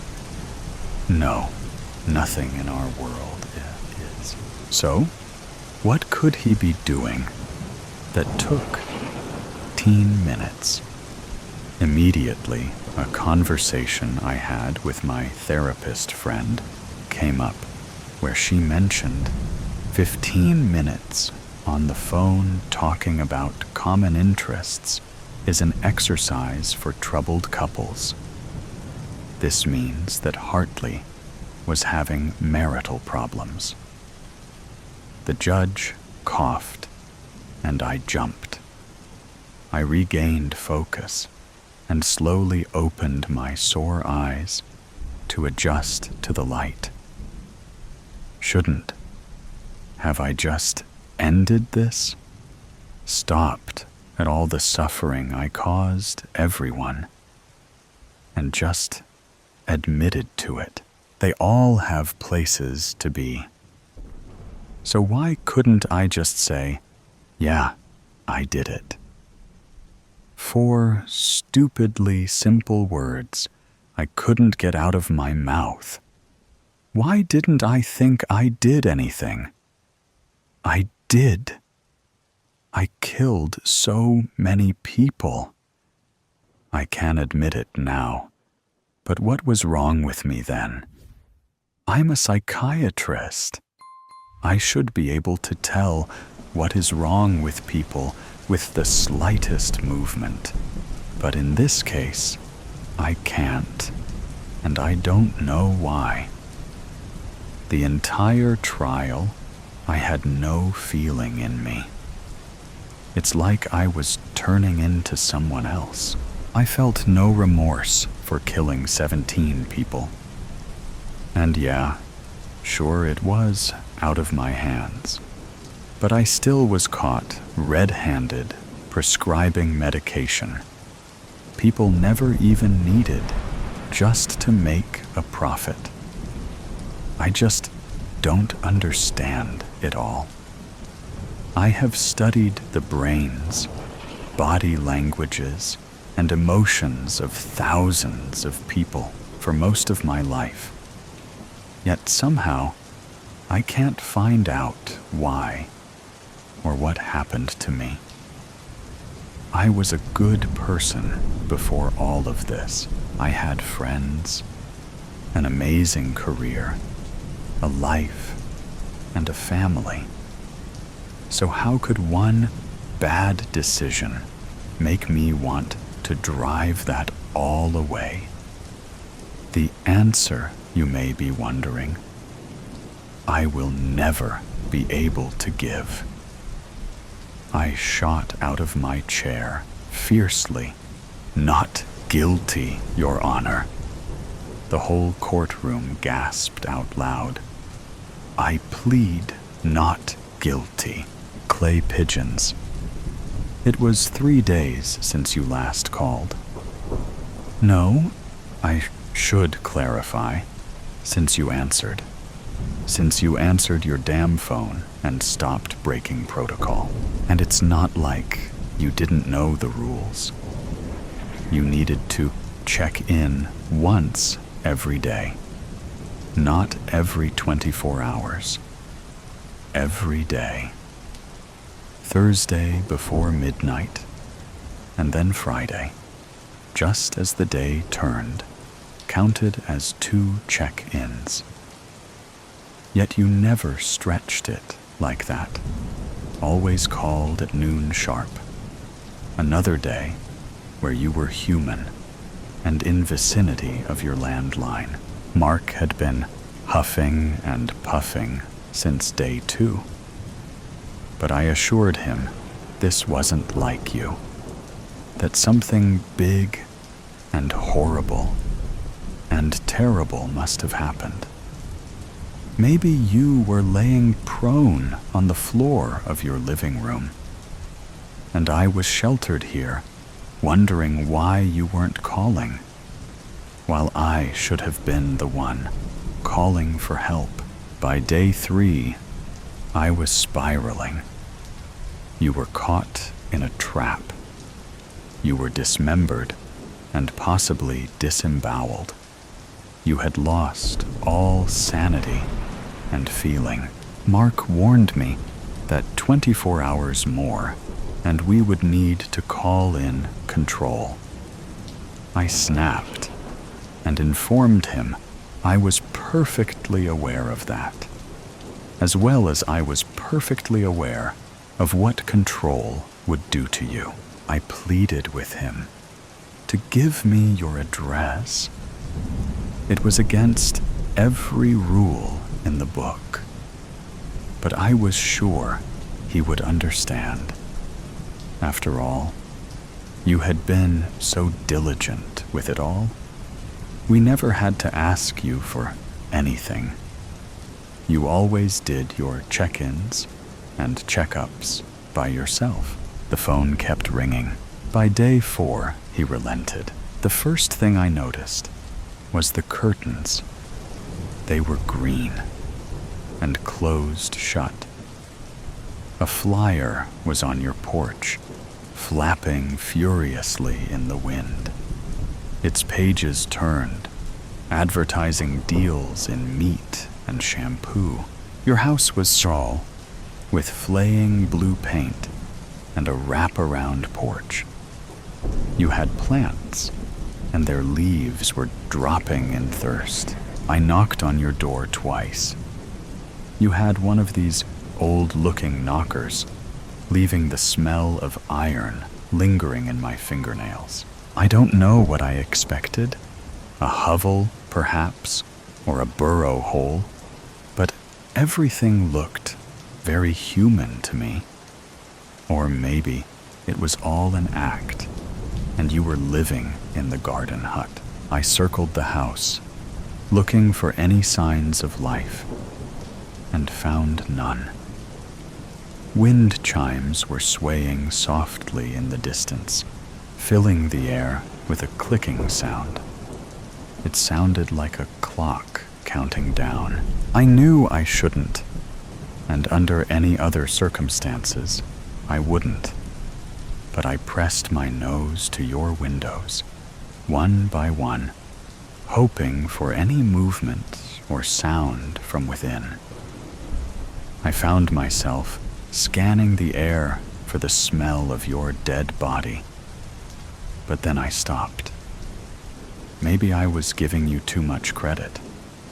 Maybe it was all an act, and you were all the way to the border by now.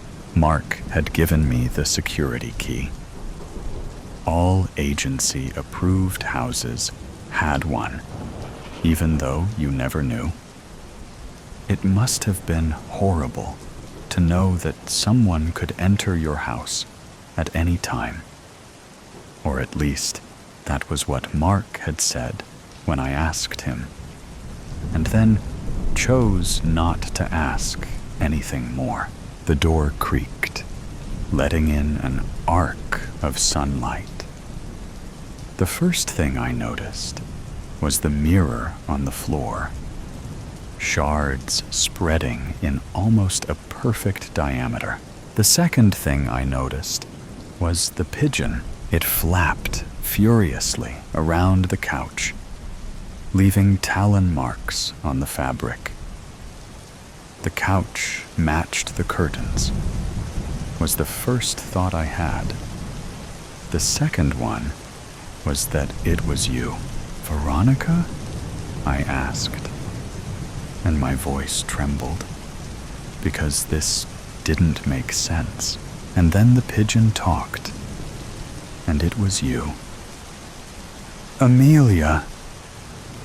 And the pigeon couldn't cry, but I swear I heard its voice break. Amelia, I can't turn back. I closed the door behind me and reached for the light switch.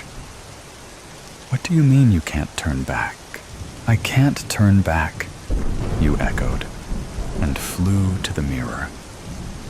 Your image multiplied in each shard until 3, 4. A flock of pigeons were staring back at me. I don't know why. You paused for a second and hoped from one tiny foot to the other. I can't remember how I look like anymore. Veronica, this is nonsense, I said, because I had to stick to protocol. It was our only chance to avoid control, after all. Have you tried your memory exercises? You have been so diligent with them. The pigeon huffed. You think I don't know that? And something about it startled me to my core. There was this animal, barely reaching up to my ankle. Yet, it was you, the 40-something woman to survive the shifting experiments, turning from a mole to a lion in the blink of an eye, and then back to human again. You had survived the monitors and the testing and the labs, only to be stuck as a pigeon. This was ridiculous. I got to my knees because, frankly, it was embarrassing to have to look down to see you. Veronica, control will be here in less than 6 hours. We need to prove them you are lucid. And most of all, human. Maybe it was because you were less than a foot tall, but your voice was very small all of a sudden. I am perfectly lucid, Amelia. As for human, there was a sound that might have been a laugh. I simply don't know how to be that anymore. Don't say that, I gasped. At least don't say that out loud. There was a long silence. And then, can I trust you? I almost laughed. You could turn into a bear if you wanted. Tear me in half. I broke into your house. I have been monitoring you every single day for the past 5 years. I was trying to beat control in its own game. The wind chime kept ringing. I can help you if you want. I all but ignored your question. I had been nothing but a surveillance camera to you for half a decade. But you have to promise me that you will turn back. Help me how? I can call the agency for you. You can do the speaking. I paused for a second. This is the reason you haven't called, right? Because you don't have, limbs? You can't pick up the phone? I sounded irrational, even to my own ears. Of course, the pigeon couldn't pick up the damn landline. It had no hands. You would do that? I would. But only if you promised to turn back by nightfall. Your voice cracked. I don't know if I can promise that. I don't know how to do that. I don't remember my own face. Nonsense, I called again. I will help you remember your face just fine. And I picked up the landline. Mark was confused, but relieved. Remarked how I had worried for nothing. And maybe I hadn't reached you yet. But as soon as you show me, you had to tell me to turn back and stop being such a fool. That everything was okay. And you were fine. And everything was fine. And nothing would go wrong ever again.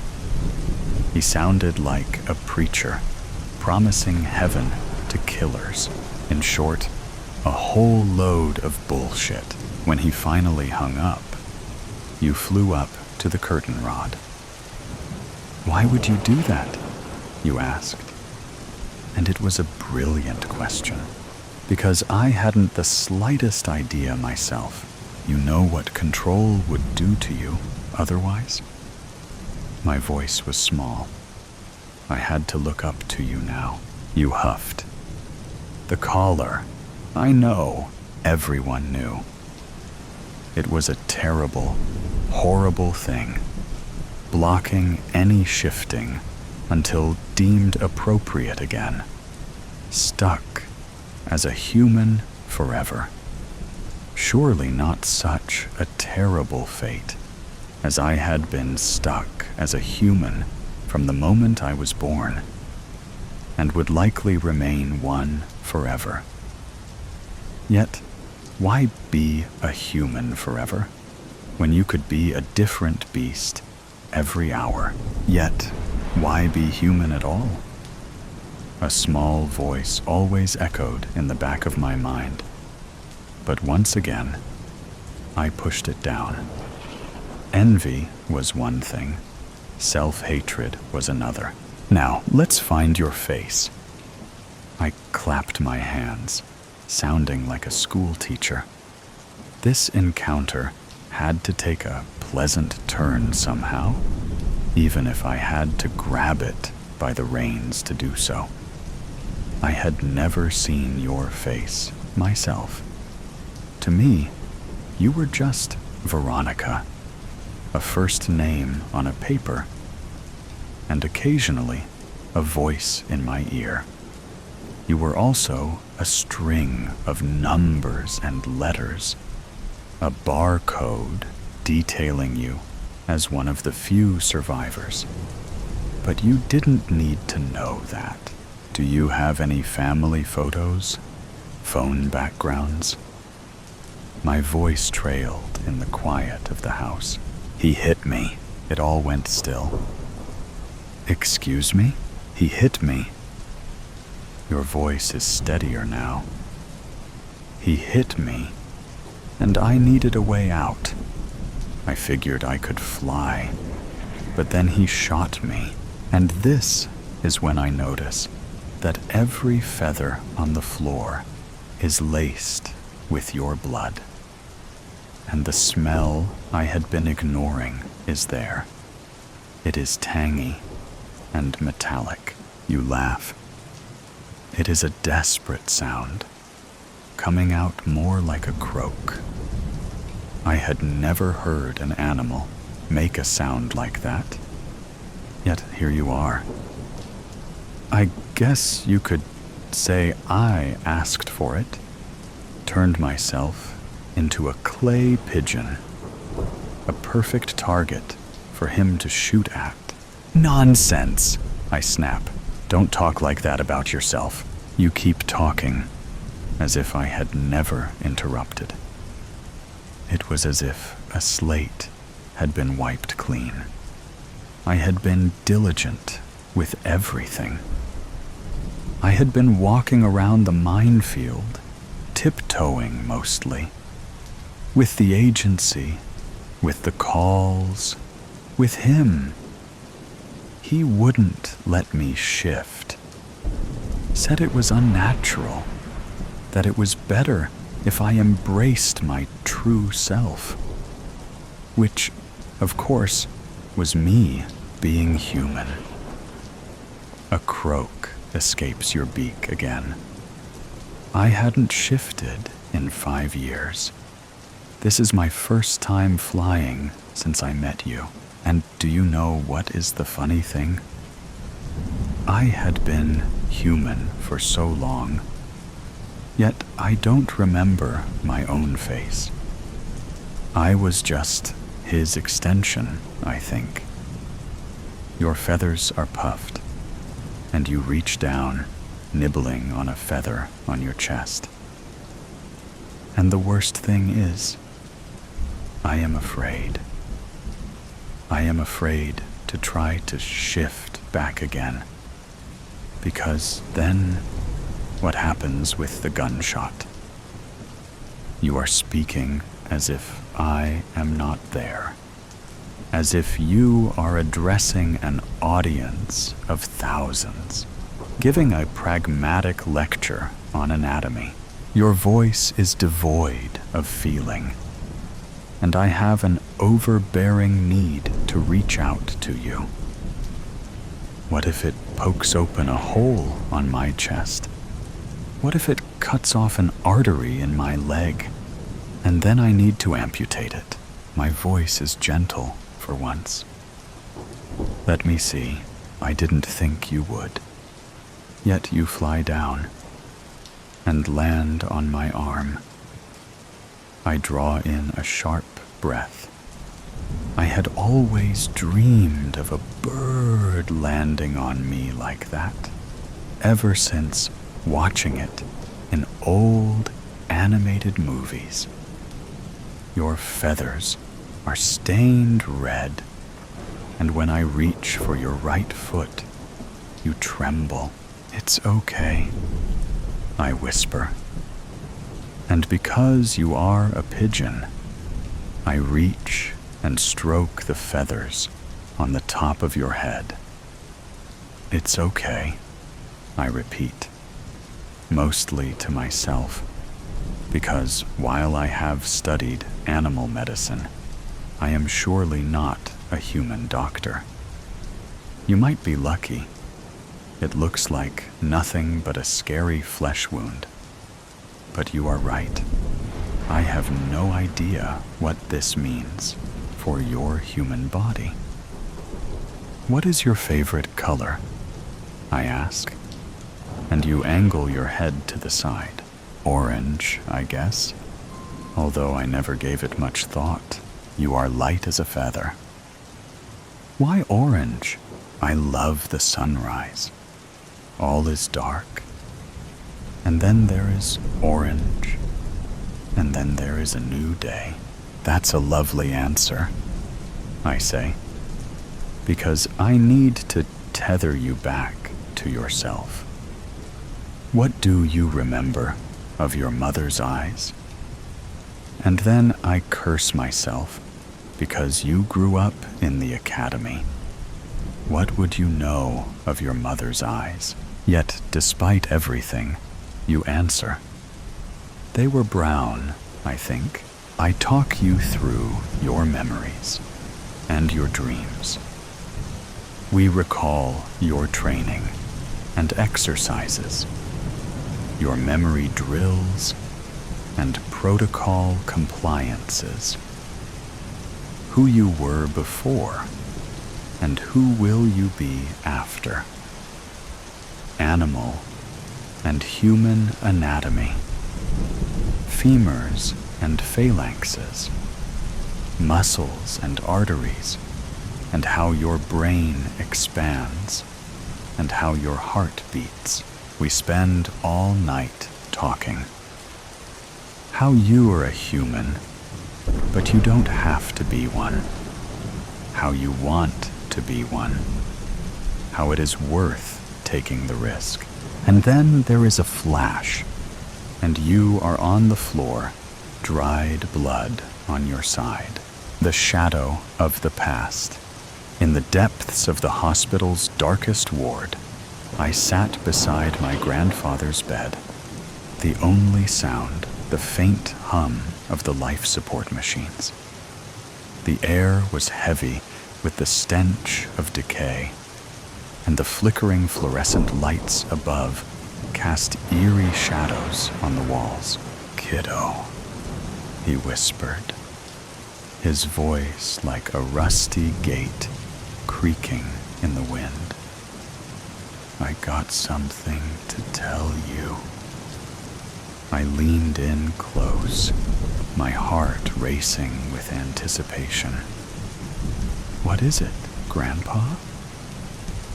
He took a deep breath, his chest rising and falling with the effort. "I was involved in a ritual many years ago. A young woman was sacrificed, and I helped cover it up." I felt like I'd been punched in the gut. My grandfather, the man I'd always admired and respected, was capable of such a horrific act? "Why are you telling me this now?" I asked, trying to process my emotions. Grandpa's eyes filled with tears. "I'm sorry, kiddo. I'm so sorry. I've carried this guilt with me for so long, and I don't want to take it to my grave." I looked at my grandfather, seeing him in a new light. I felt a mix of emotions: shock, anger, sadness, and compassion. "Grandpa," I said, my voice soft, "I forgive you, but I need to ask you something." "What's that, kiddo?" he asked, his voice barely above a whisper. "Do you want me to reveal the truth, or keep your secret safe?" Grandpa's face contorted in a mixture of pain and relief. "Please, kiddo, keep my secret safe. I don't want to hurt anyone else with my mistakes." I nodded, feeling a weight settle upon my shoulders. "I'll keep your secret, Grandpa. But promise me one thing." "What's that, kiddo?" he asked, his voice barely above a whisper. "Promise me you'll find peace. Finally. You've carried this burden for so long. It's time to let it go." Grandpa's eyes filled with tears again, and he nodded, a small smile on his lips. "I promise, kiddo. I'll find peace. Finally." As I sat there, holding my grandfather's hand, I knew that I would keep his secret safe, but I also knew that I would carry the weight of that secret with me forever.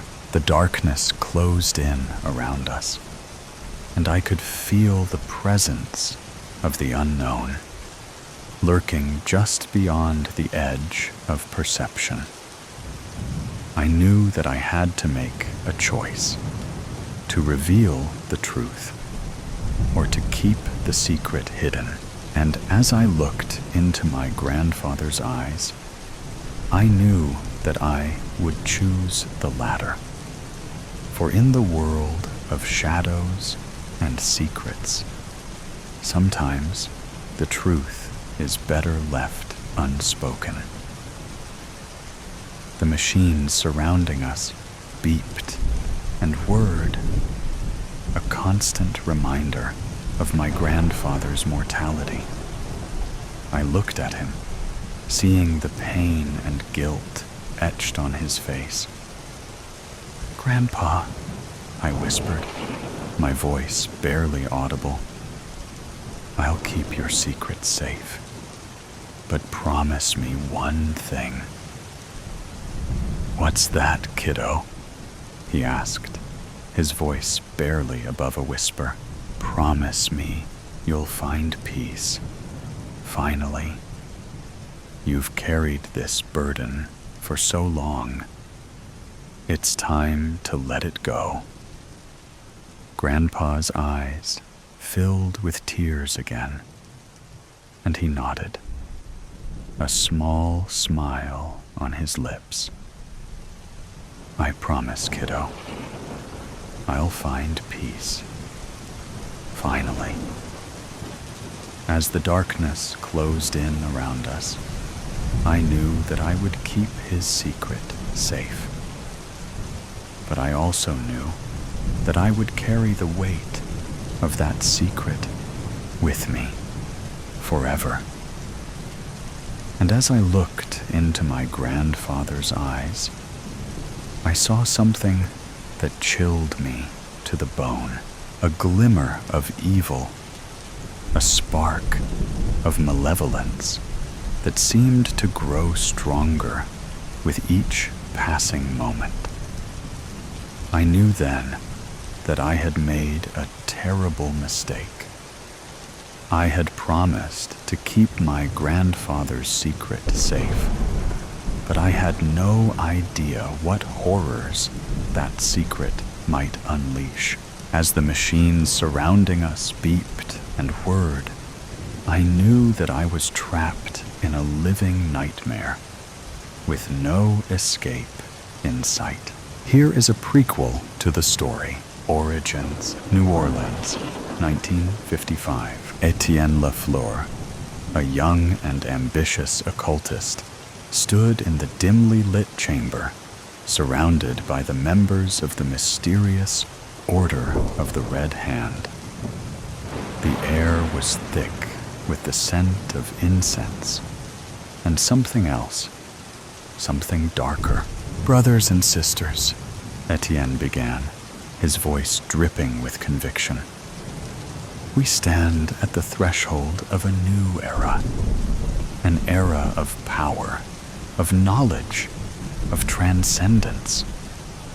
The members of the order nodded in agreement, their eyes gleaming with an otherworldly intensity.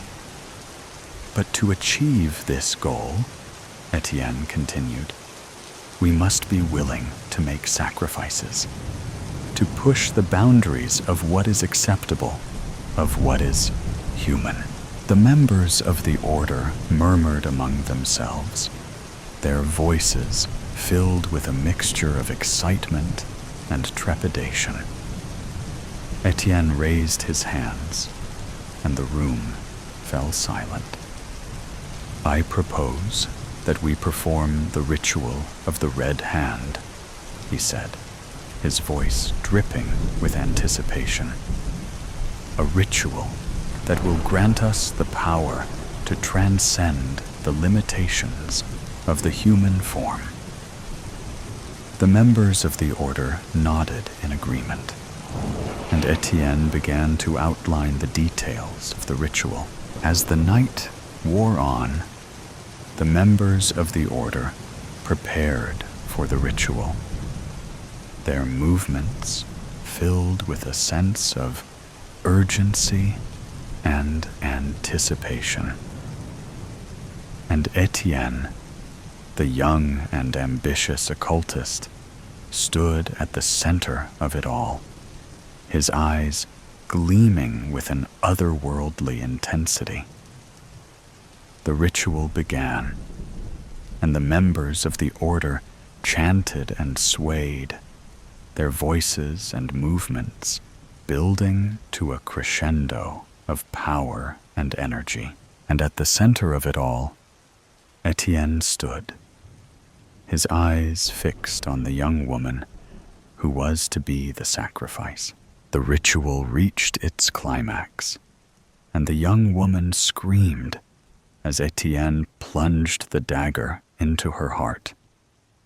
The members of the order cheered and chanted, their voices filled with a sense of triumph and power.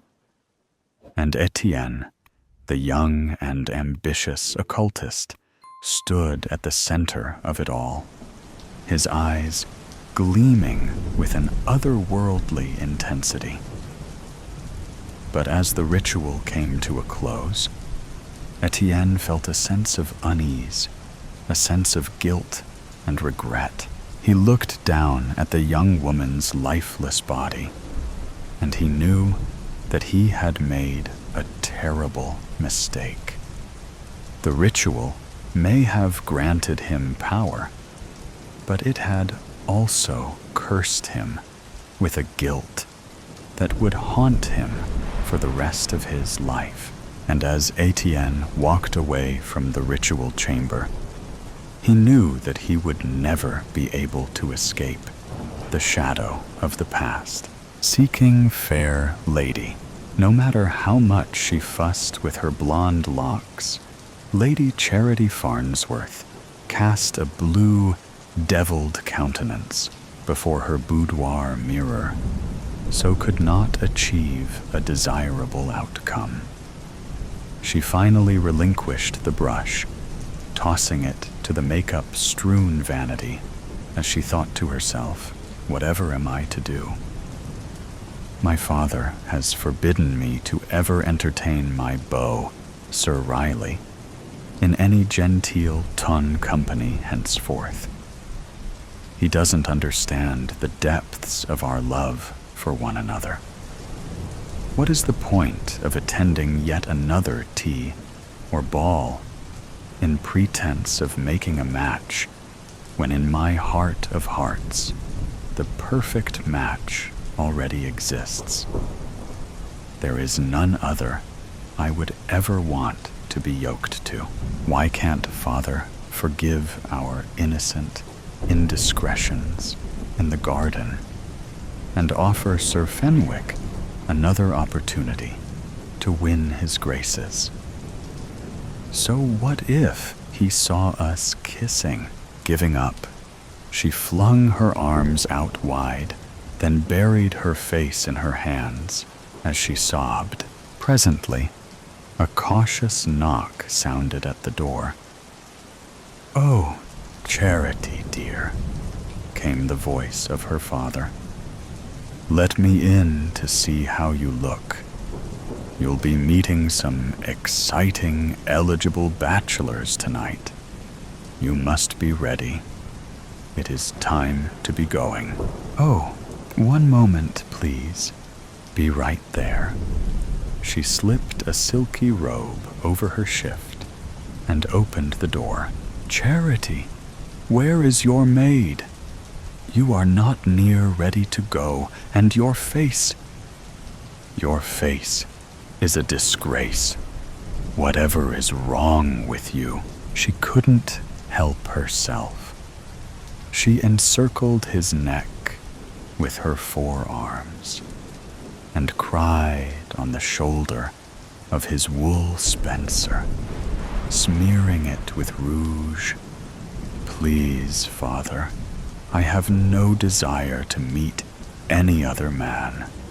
I only yearn for my true love." "Do you mean that insufferable rogue, Fenwick? He treated you like an adventuress.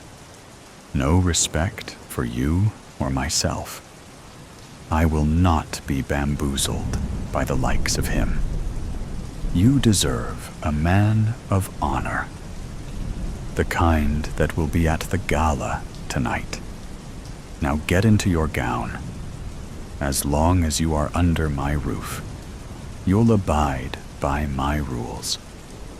I'll pick out a suitable mate for you, one that will be an advantageous coupling.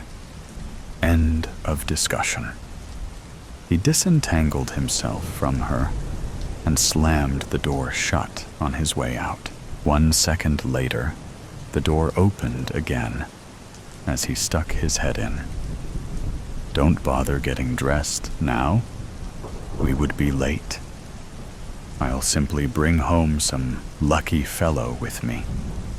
You'll meet him when I get back, and we will have a ceremony this weekend to make you his wife. That'll put an end to your nonsense." Once he left, Charity wailed louder than ever. "No, no, no. He can't do this to me." She collapsed on the bed in tears. Meanwhile, out in the garden, Sir Riley crouched behind a leafy rhododendron, watching for the carriage to leave. It surprised him to see Lord Farnsworth was alone. That meant chances were good that Charity would be alone inside as well. He had ridden along with his partner, Sir Carlton Winslow, when he came to escort Dowager Countess Diana Honeyfield, Charity's aunt, out to dinner. His hope had been to follow Charity and her father to whatever event they had planned for the evening, and try to win an audience with the Lord, to apologize for his behavior at their last meeting.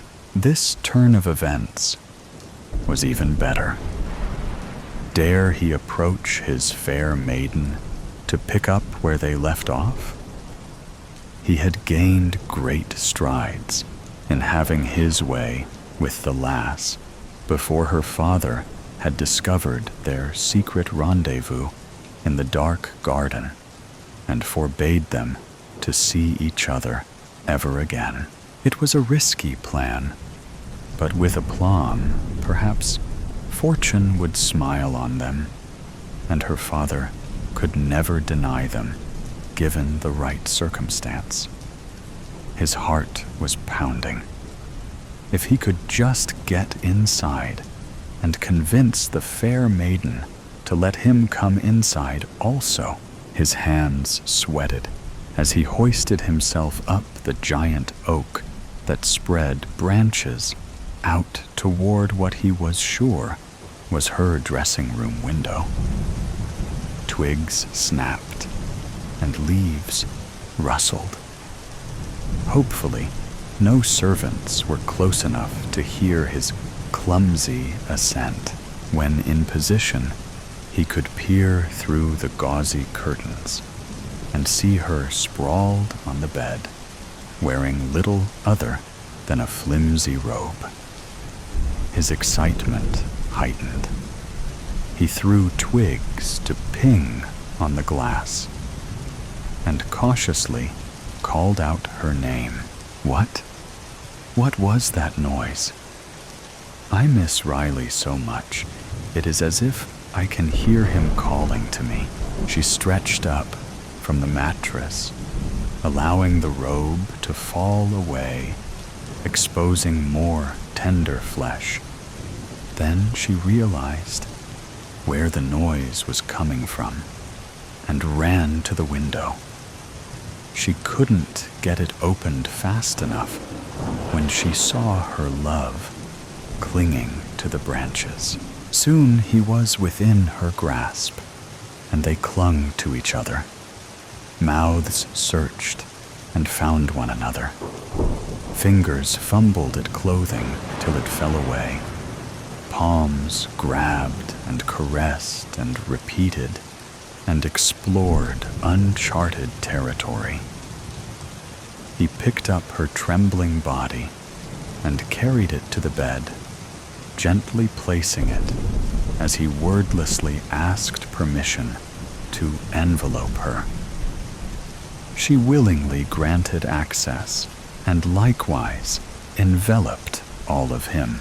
They brought each other to tottering heights, crashing deliciously down, and climbed again and again, becoming one with each other. Let no man put asunder, losing all sense of time and space. They belonged to each other. They were in total bliss until Charity, it is your father. I have someone you need to meet. He will soon be your husband. I am giving him your hand in marriage. Come out at once. Charity wilted in Riley's arms. You mustn't be caught in here. He'll kill you. Then he'll kill me, slowly. I know the kind of man he would choose for me. Nothing like you. Climb out, please, she whispered. I'll not give you to another man. I'll face those barking irons if I must. But you belong fully to me now. We've been caught red-handed, but we've done nothing wrong. No apologies anymore. I'll make you an honest woman. We'll visit the Amen curler tomorrow. We love each other. Your father has to see that now. No swell will have you after tonight. I'm not sorry. He kissed her quickly and slid out the window, just as her father opened the door on her nakedness beneath the sheets. 1600, Novu 28, 2024. Subterfuge.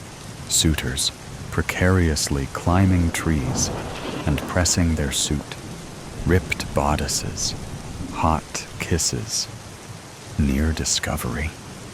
I nearly swooned.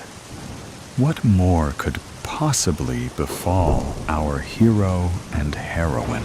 Be still, my heart, and wait impatiently for the next installment of All's Fair.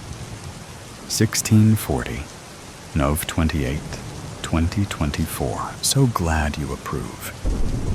Thought about changing ending to where she climbs out with him and they disappear too? Haven't entered it, so think it is okay to change.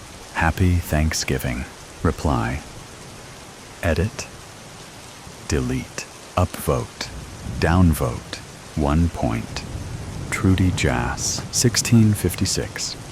Novo 28, 2024. Happy Thanksgiving to you. You could have her slip out before she meets what's his name, or in the day, or two before the wedding. Auntie could have a little tea party for her, and off the Jersey, or Gretna Green they go. Reply. Report, upvote, downvote, 1 point. Mary Bendixson, 2055. Nov 28, 2024. Right on. Reply. Edit. Delete. 36. Nov 28, 2024. Your story has a lot going for it. It's dramatic, emotional, and packed with tension, all of which make for an engaging Regency romance. Charity's despair and her father's overbearing nature are written in a way that makes the stakes feel real. It's clear how much is on the line for her, and that emotional pull keeps the reader invested. I love how you've woven in Regency-era details like Spencer, Ton, and Amon Curler. Those touches make the world feel authentic as without being overwhelming. Charity and Riley's relationship feels passio. Reply. Report. 1644. Novi 28, 2024. So appreciative of your comments. Was considering changing the ending to her climbing out with him to the unknown. What do you think? Happy Thanksgiving. Reply. Edit. Delete. Upvote. Downvote. 1 point. Rebecca Lewis, 1808, Nov 29, 2024. Happy Thanksgiving to you as well. I think having Charity climb out with Riley could be a powerful ending. It adds an extra layer of defiance and agency to her character. It would show she's willing to take control of her own fate instead of being trapped by her father's demands. Plus, it leaves the story on a romantic and adventurous note, with the two of them facing an uncertain future together. That kind of ending would feel satisfying and true to the passion you've established between them. If you decide to go that route, you might want reply. Report. Thanks again. I wrote another too cute episode last night that sort of fits one of this week's prompts. After reading the new prompts, I think I will pull the fair story and match it with a new prompt. Even though it has several likes, which I will lose, I didn't enter it into contest, so it should be okay to do. Have more family events today, but hope to get this done. Reply. Edit. Delete. Upvote. Downvote. 1 point. Leslie Mamela, 1105. Nov 28, 2024. Well done. I am ready to hear what happens next. Reply. Report. Upvote. Downvote. 1 point. Mary Bendixson, 1653. Nov 28, 2024. Glad you liked it. And thanks for the follow. Have you read the previous episodes, all with fair in them, that lead up to this fiasco?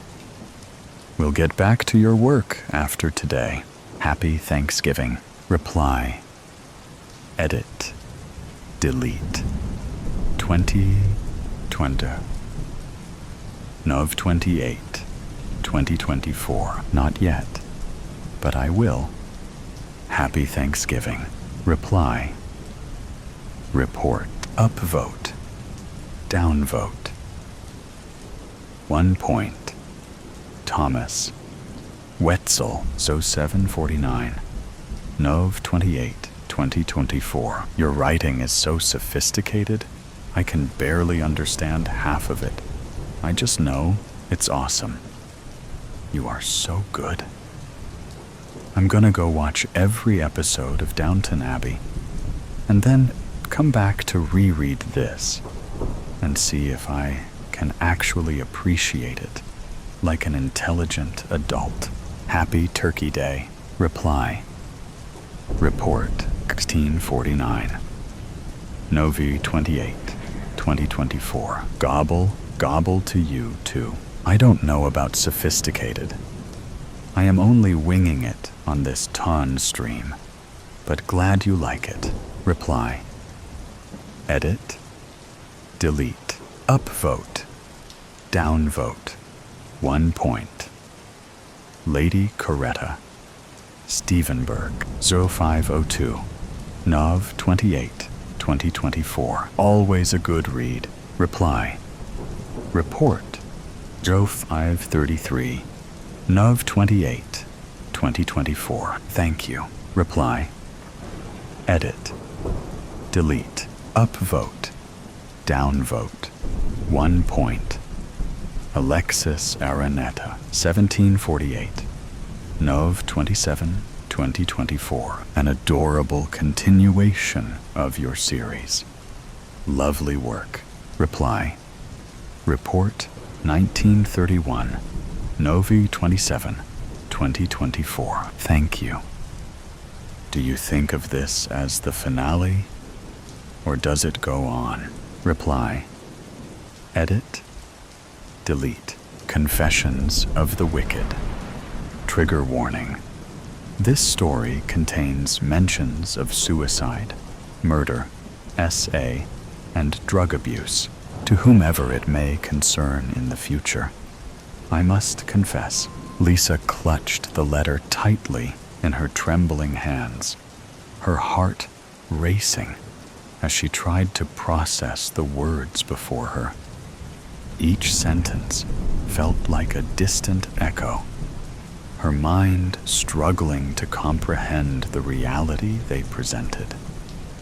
The ink on the paper blurred into a haze as she stared at it as if it were a passage from a dramatic novel rather than a message meant for her. One shaky hand dropped to the desk, the wooden surface cool against her palm, while the other instinctively covered her mouth in a futile attempt to stifle a gasp. A powerful wave of dread surged through her, leaving her muscles taut and aching with anxiety.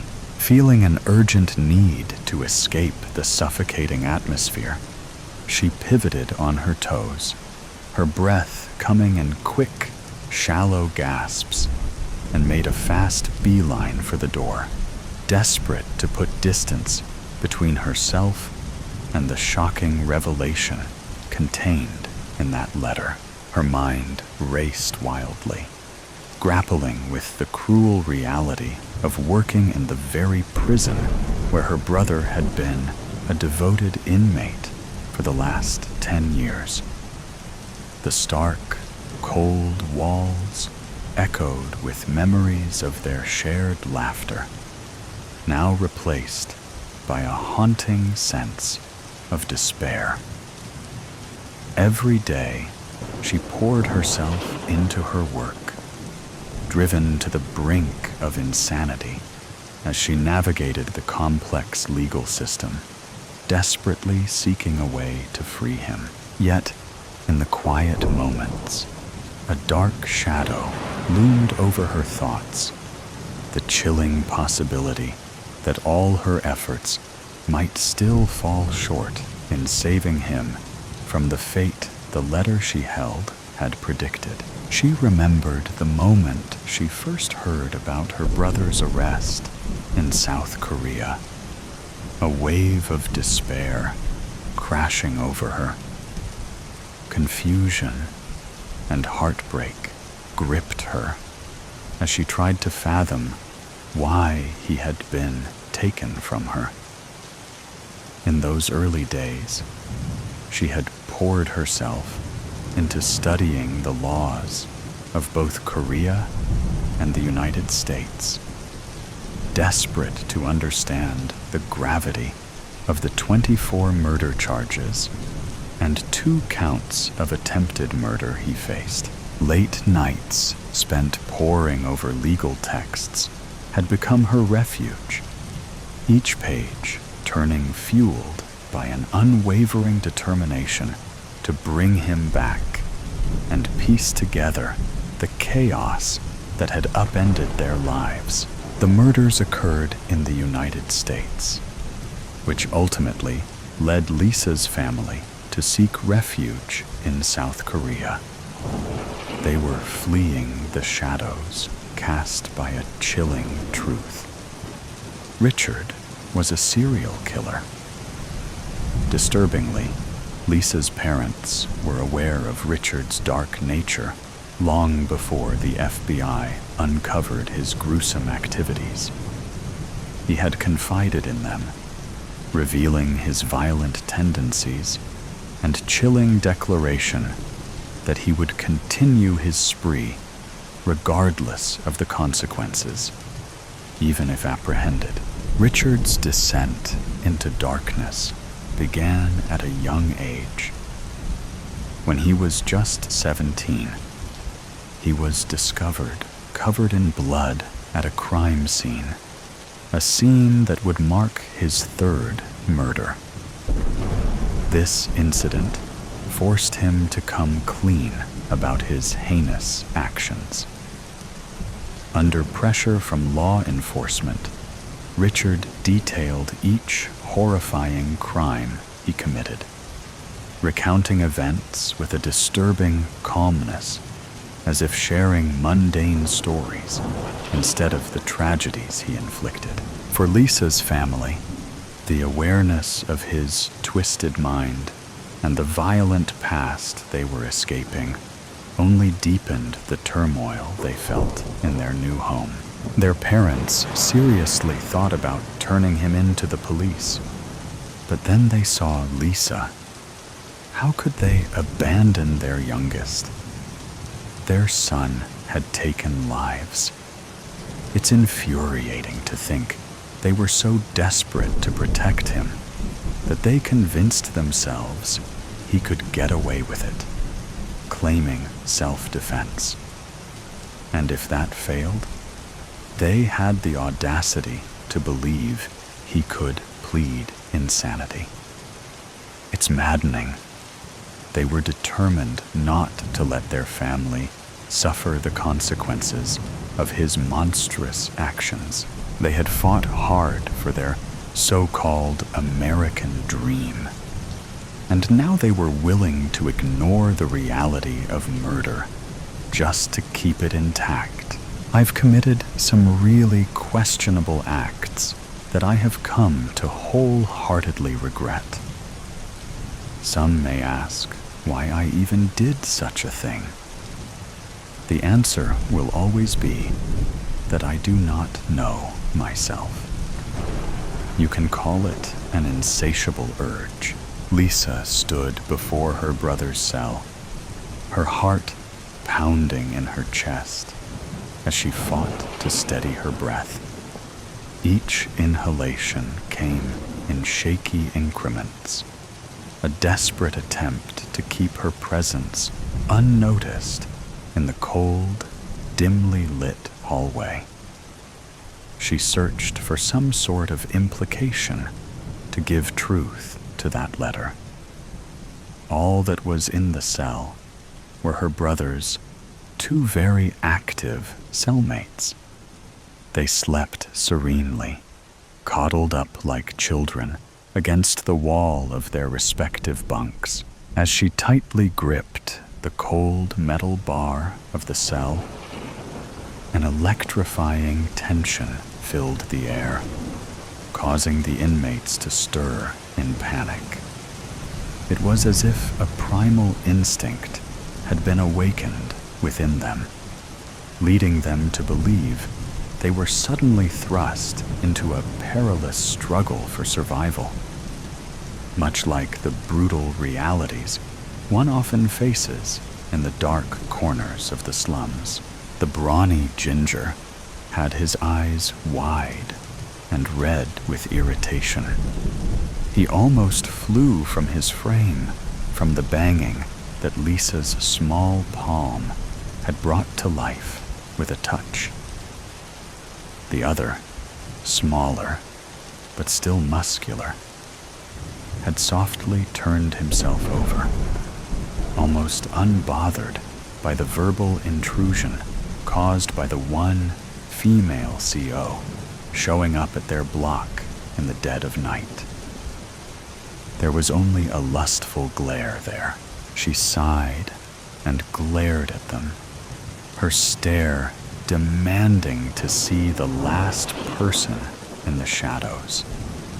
She hoped from the bottom of her heart that her brother would creep up from behind the twin bunks. A silence made static pass through her ears, and her brother didn't emerge. Instead, that small inmate crept from his laid-down position and mirrored Lisa at the entrance to the cell. He breathed hard with a tangy output, showering Lisa's face with disgust. She scoffed as she pressed on her heels, steadily taking a step back. To Lisa, the inmate in front of her looked like a starved beast. She often saw the man in front of her teaching other inmates how to cope with their new life in prison. As an inmate himself, he should not have had the right to do so, but his compassion and leadership led people to look up to him. He was honestly the sweetest man that she could claim she met in prison. Even her brother had more spine than muscle. One day, Lisa decided to ask him why he was still in prison. He explained that same night that he received a life sentence after being caught. He admitted that when he was free, he kidnapped and tortured an uncomfortable amount of transient women. He said something along the lines of, "God has no respect for harlots." Maybe he was insane, but he claimed he was a respectful man of the Lord. In the state he stood in now, he was the pure antonym of the nice guy persona he usually shows. His eyes rested half-lidded and bloodshot. His gaze lingered on parts of her body with an unsettling desire. Although his hands gripped hard on the bars on either side of her face, he looked ready to topple over with a single misstep. He mumbled to say something, but she was only able to understand the slurring of an accused drunk. Realizing her presence made no difference to anyone in the vicinity, she sucked in as much as she could and ran off with that breath held within her chest. The letter Lt as if it was coming true. I want to see the chaos from the front seat. Such a massacre has been my dream since becoming a person of power. I can do it, so why not? For 25 years, I have gotten away with enough wrongdoings to make the boy I'm killing tonight look like a saint. He's been a serial killer since childhood, but he's merciful in the sense he ends their suffering. However, Lisa rushed through the halls with her hands clasped around her keys. She glided past cell after cell with nothing standing out to her until she heard a muffled bang come from the prison's watchtower, cantered in the lunch area on the first floor. She crept up to the door and reached for the knob. A sharp pain ran through the muscles in her wrist. Her eyes closed for the moment of impact before she opened them to see her brother in nothing but his worn-out, once white, prison boxers. His eyes were wide and the same shaded red as the other inmate she had seen up close. His entire face was morphed into fear itself. Lisa had never seen him look like this. Richard fell on top of her, breathing as if he just escaped a nasty waterboarding session. Except he wasn't wet. He was covered in oil. She froze in place, a fathomable confusion filling her expression. The room grew more tense as Richard only stared for a moment and opened his mouth, inhaling and howling. He then pushed off Lisa's chest and sprinted away, never turning to look back. His destination seemed unclear. It just looked like he wanted to get as far away as possible. At first, she found the cowardice retreat understandable, because it made sense. The only time a prisoner would get to enter the watchtower was if they were in trouble and about to receive some sort of punishment. My morals have morphed over the years. I'm not an old man going senile. I have come to embrace the cruelty I wish to inhabit, although I still recognize that this is wrong.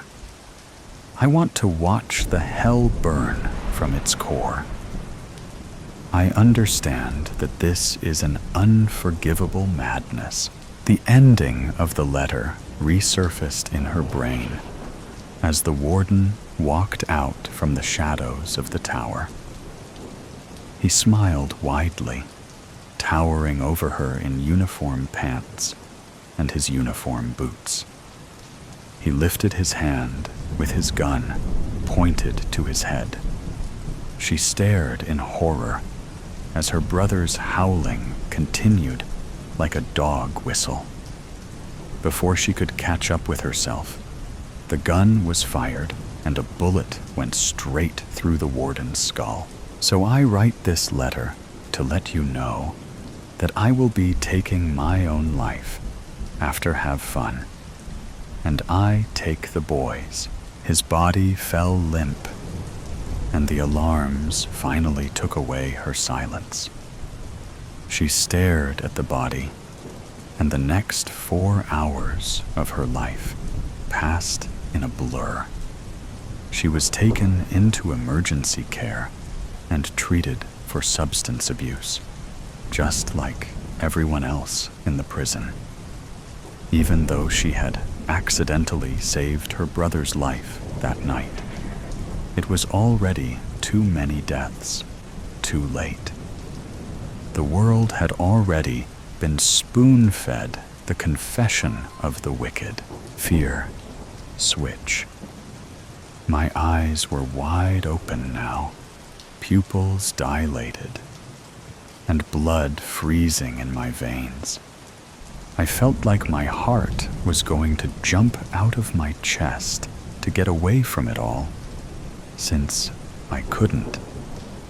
It was as if I had encountered Medusa and was turned to stone.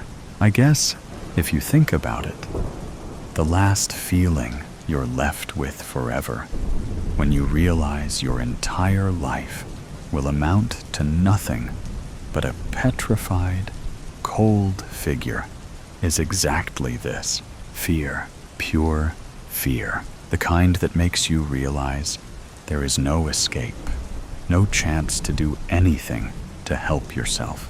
These kinds of things never crossed my mind, 'cause I avoid situations that make me uncomfortable, anxious, and especially afraid. I'm not an adventurous person, someone who would seize the moment rather than regret it.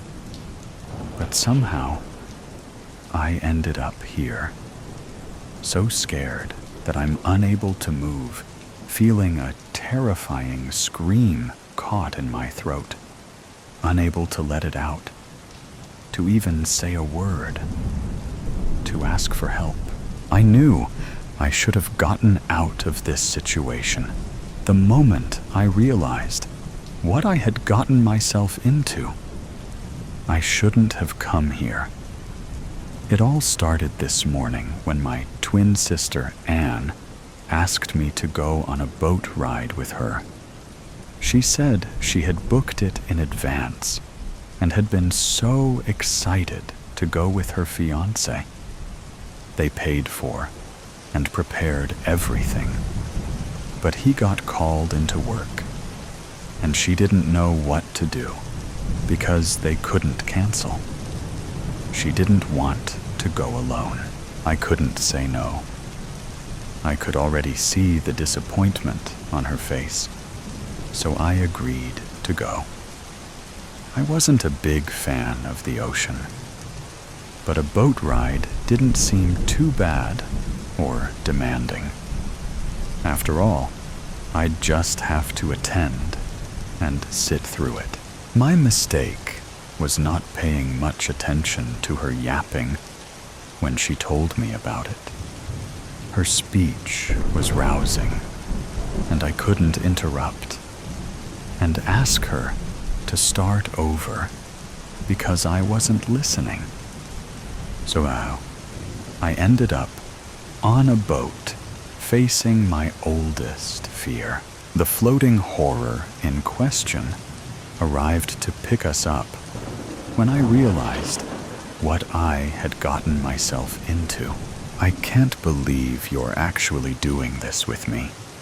I mean, coral reef scuba diving is something anyone would love, but it's such a depth. I thought you had some sort of sea phobia, Anne said. My heart started racing, and I sat down for a moment. I tried to breathe and control my distress, denying my thalassophobia, badly remembered by my sister, after she nagged me about our childhood and how she knew I told her something similar. I finally convinced her to stop searching for my deepest fears. Unlike Anne, I never forgot how everyone laughed at me when I confided in them. I couldn't bear being mocked again, especially now when I'd rather drown than do this. I had to get out of this boat, out of this situation. My palms were sweating, and I could hear my pulse in my ears. Boat engine starts. Oh no! Nope! No way. This can't be happening, I thought, worst case scenarios flooding my mind. I felt like living all of them, from the overthinking that made my body tense and weak in sudden shifts. I think I'm going to be sick. I feel dizzy. I can't do this. I hated feeling this way, trapped between pessimism and irrational fear. Usually, I use overthinking to my advantage, avoiding anything that would inconvenience me, not to help me escape a real threat or possible deadly situation after filtering it through my thinking. What am I doing? What will I do?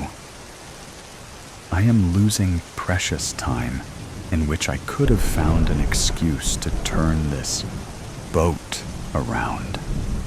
My mind can't work under this pressure, and my body sure isn't very helpful. What's wrong? You seem kind of pale. I hope you're still up for this.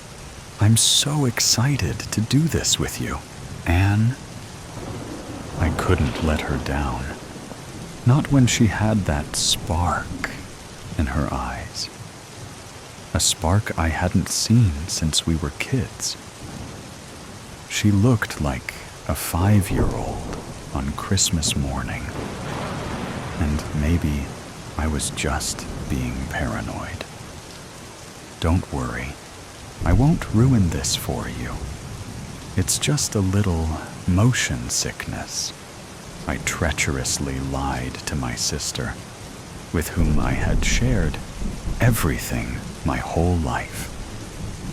I couldn't tell her the truth out of fear she'll laugh at me, and I would no longer feel just afraid, but also ashamed and upset. Well then, stop overthinking. As long as you don't get swimming sickness, you'll be fine. We're almost there. Anne smiled warmly, in her specific way that usually melted my worries. But now, it only calmed me enough to avoid turning into a lunatic. We started putting on our equipment as we moved farther and farther into the deep ocean. 1,000 meters? 2,000 meters? It's been a while since we were able to see any land. I didn't want to think about the depth we were at, so I kept telling myself it wasn't that deep. Our ride wasn't longer than an hour, but the motorboat moved fast. Stop it. I won't think about this anymore. Meanwhile, my sister explained the use of everything in our gear and the emergency action plan that we shouldn't get in much detail with because it's just a precaution, as she learned in her training. I would describe it to you, but my mind got blank, and I can't remember a word she said. Sometimes I'm having a hard time paying attention when something else is bothering me, so my thoughts spiraled elsewhere. It was time to enter the water in order to be done and on our way by sunset. Anne dove in head first, waiting for me. I entered slowly from the edge. I think by this time it was clear I wasn't thrilled to do this, so she waited to make sure I'd actually follow her. I wasn't afraid of water or swimming, and the ocean was calm today. If the waves had matched my anxiety, I wouldn't have come this far. I closed my eyes and submerged myself. The world around me and all my worries vanished briefly. I felt weightless and my mind cleared. But the quiet was deafening, and it would soon turn eerie. Once I got used to the feeling, I opened my eyes and my stomach tightened. I felt so small and exposed. All I could see was water, shades of blue forming a bottomless void, darker and darker when you dared to venture below. My sister was having a blast. Her eyes were wide and curious, and her smile kept widening. She pulled my hand to go deeper. I didn't like that idea, but losing myself in this place, with no landmarks to help me navigate for sure, wasn't better.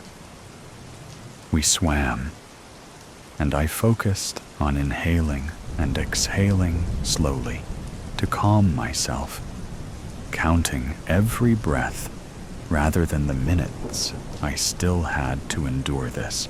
56, 57, 58. I kept swimming slowly to avoid getting tired. What if I reached exhaustion here and didn't have the strength to return to the surface? Cynical me gets all kinds of ideas, but they aren't important now, since I have bigger things to worry about. I hoped my sister would get bored faster, so we could get out of here. It wasn't long until I saw it. At first, I thought we'd been down here for hours, and the sky had darkened with nightfall. But I knew I was wrong, because a few moments later, the lighting changed again. I could see the warm daylight filtering through the surface, like it does through tree branches. 120, 121, 122. Anne noticed it too, and looked up. But the surroundings above us didn't seem to have changed. The second time it happened, it was more sudden and got even darker than before. But like the first time, it faded before our eyes could adjust. I started to worry because I realized faster than Anne what was happening. My body was overcome with fatigue, and I was distressed. You could see the unsettling look on my face as I glanced at my sister, too afraid to check the surroundings. Unlike me, Anne let her reflexes kick in and looked up and down to figure things out. She wasn't agitated or scared. She just lost the charming smile she'd had moments ago and now looked serious. I wanted to curl up and hide. My heart pounded in my chest, so I started to slowly close my eyes, trying to disappear for a second. Just then, my sister grabbed my hand. She managed to pull me just a bit closer, and when I opened my eyes, I saw it. 134, 135, 136, 137. We were both stunned, and it felt like the whole world stopped. I tried to keep breathing, but it felt as though this place and I were frozen in time. It was right in front of us, and I could only see a small part of it, yet it was massive. I couldn't comprehend the size difference in that moment. Its big eye was staring at us, cold and emotionless. This is how my nightmares always began. I would see it and try to swim away, but never managed to escape before waking up. It would catch me and swallow me whole. But in my mind, I imagined the stories you are told as a kid, or the ones you see in movies. This was entirely different. Facing a gigantic whale, feeling it look through your fears, not knowing what to do, or if you'll live to see tomorrow. 149, 150, 151. My eyes were wide open now, pupils dilated, and blood freezing in my veins. I felt like my heart was going to jump out of my chest to get away from it all. Since I couldn't, I didn't know what to do. I wanted to swim to shore, but I was too afraid. I thought that moment would never end until I felt it. Anne grabbed my feet and pushed me toward the surface. 171, 172, 173, 174. After she gave me that boost, I felt like I had the strength to keep going. I swam as fast as I could, not looking back to avoid letting fear overwhelm me. I could see the surface, the sun, and in no time, the sky and the boat. I scrambled in, and as soon as I felt the solid ground beneath my feet, I rubbed my eyes and tried to adjust them to the light as quick as possible. 226, 227,228. I looked in all directions. Water, water, water. All I could see was the damn ocean. I waited a little more, kept looking, but there was nothing. Exhaustion and despair washed over me. I kept searching in sight, but it was hopeless. I couldn't see Anne anywhere. I collapsed onto the cold wooden deck, and tears started rolling down my cheeks. I felt like I was falling apart, so I just stood there for a while, sobbing. I thought about how foolish I'd been not to tell her. Everyone laughed at me for nothing. If I had just told her, she would have understood why I didn't want to do this. I was terrified of whales. Maybe we would have turned back, and this would never have happened. I'm sorry. I kept whispering through my sobs. I knew no one would laugh at me now. I wished I had conquered my fear earlier, so I could have been the one to give her one more breath to take. The end.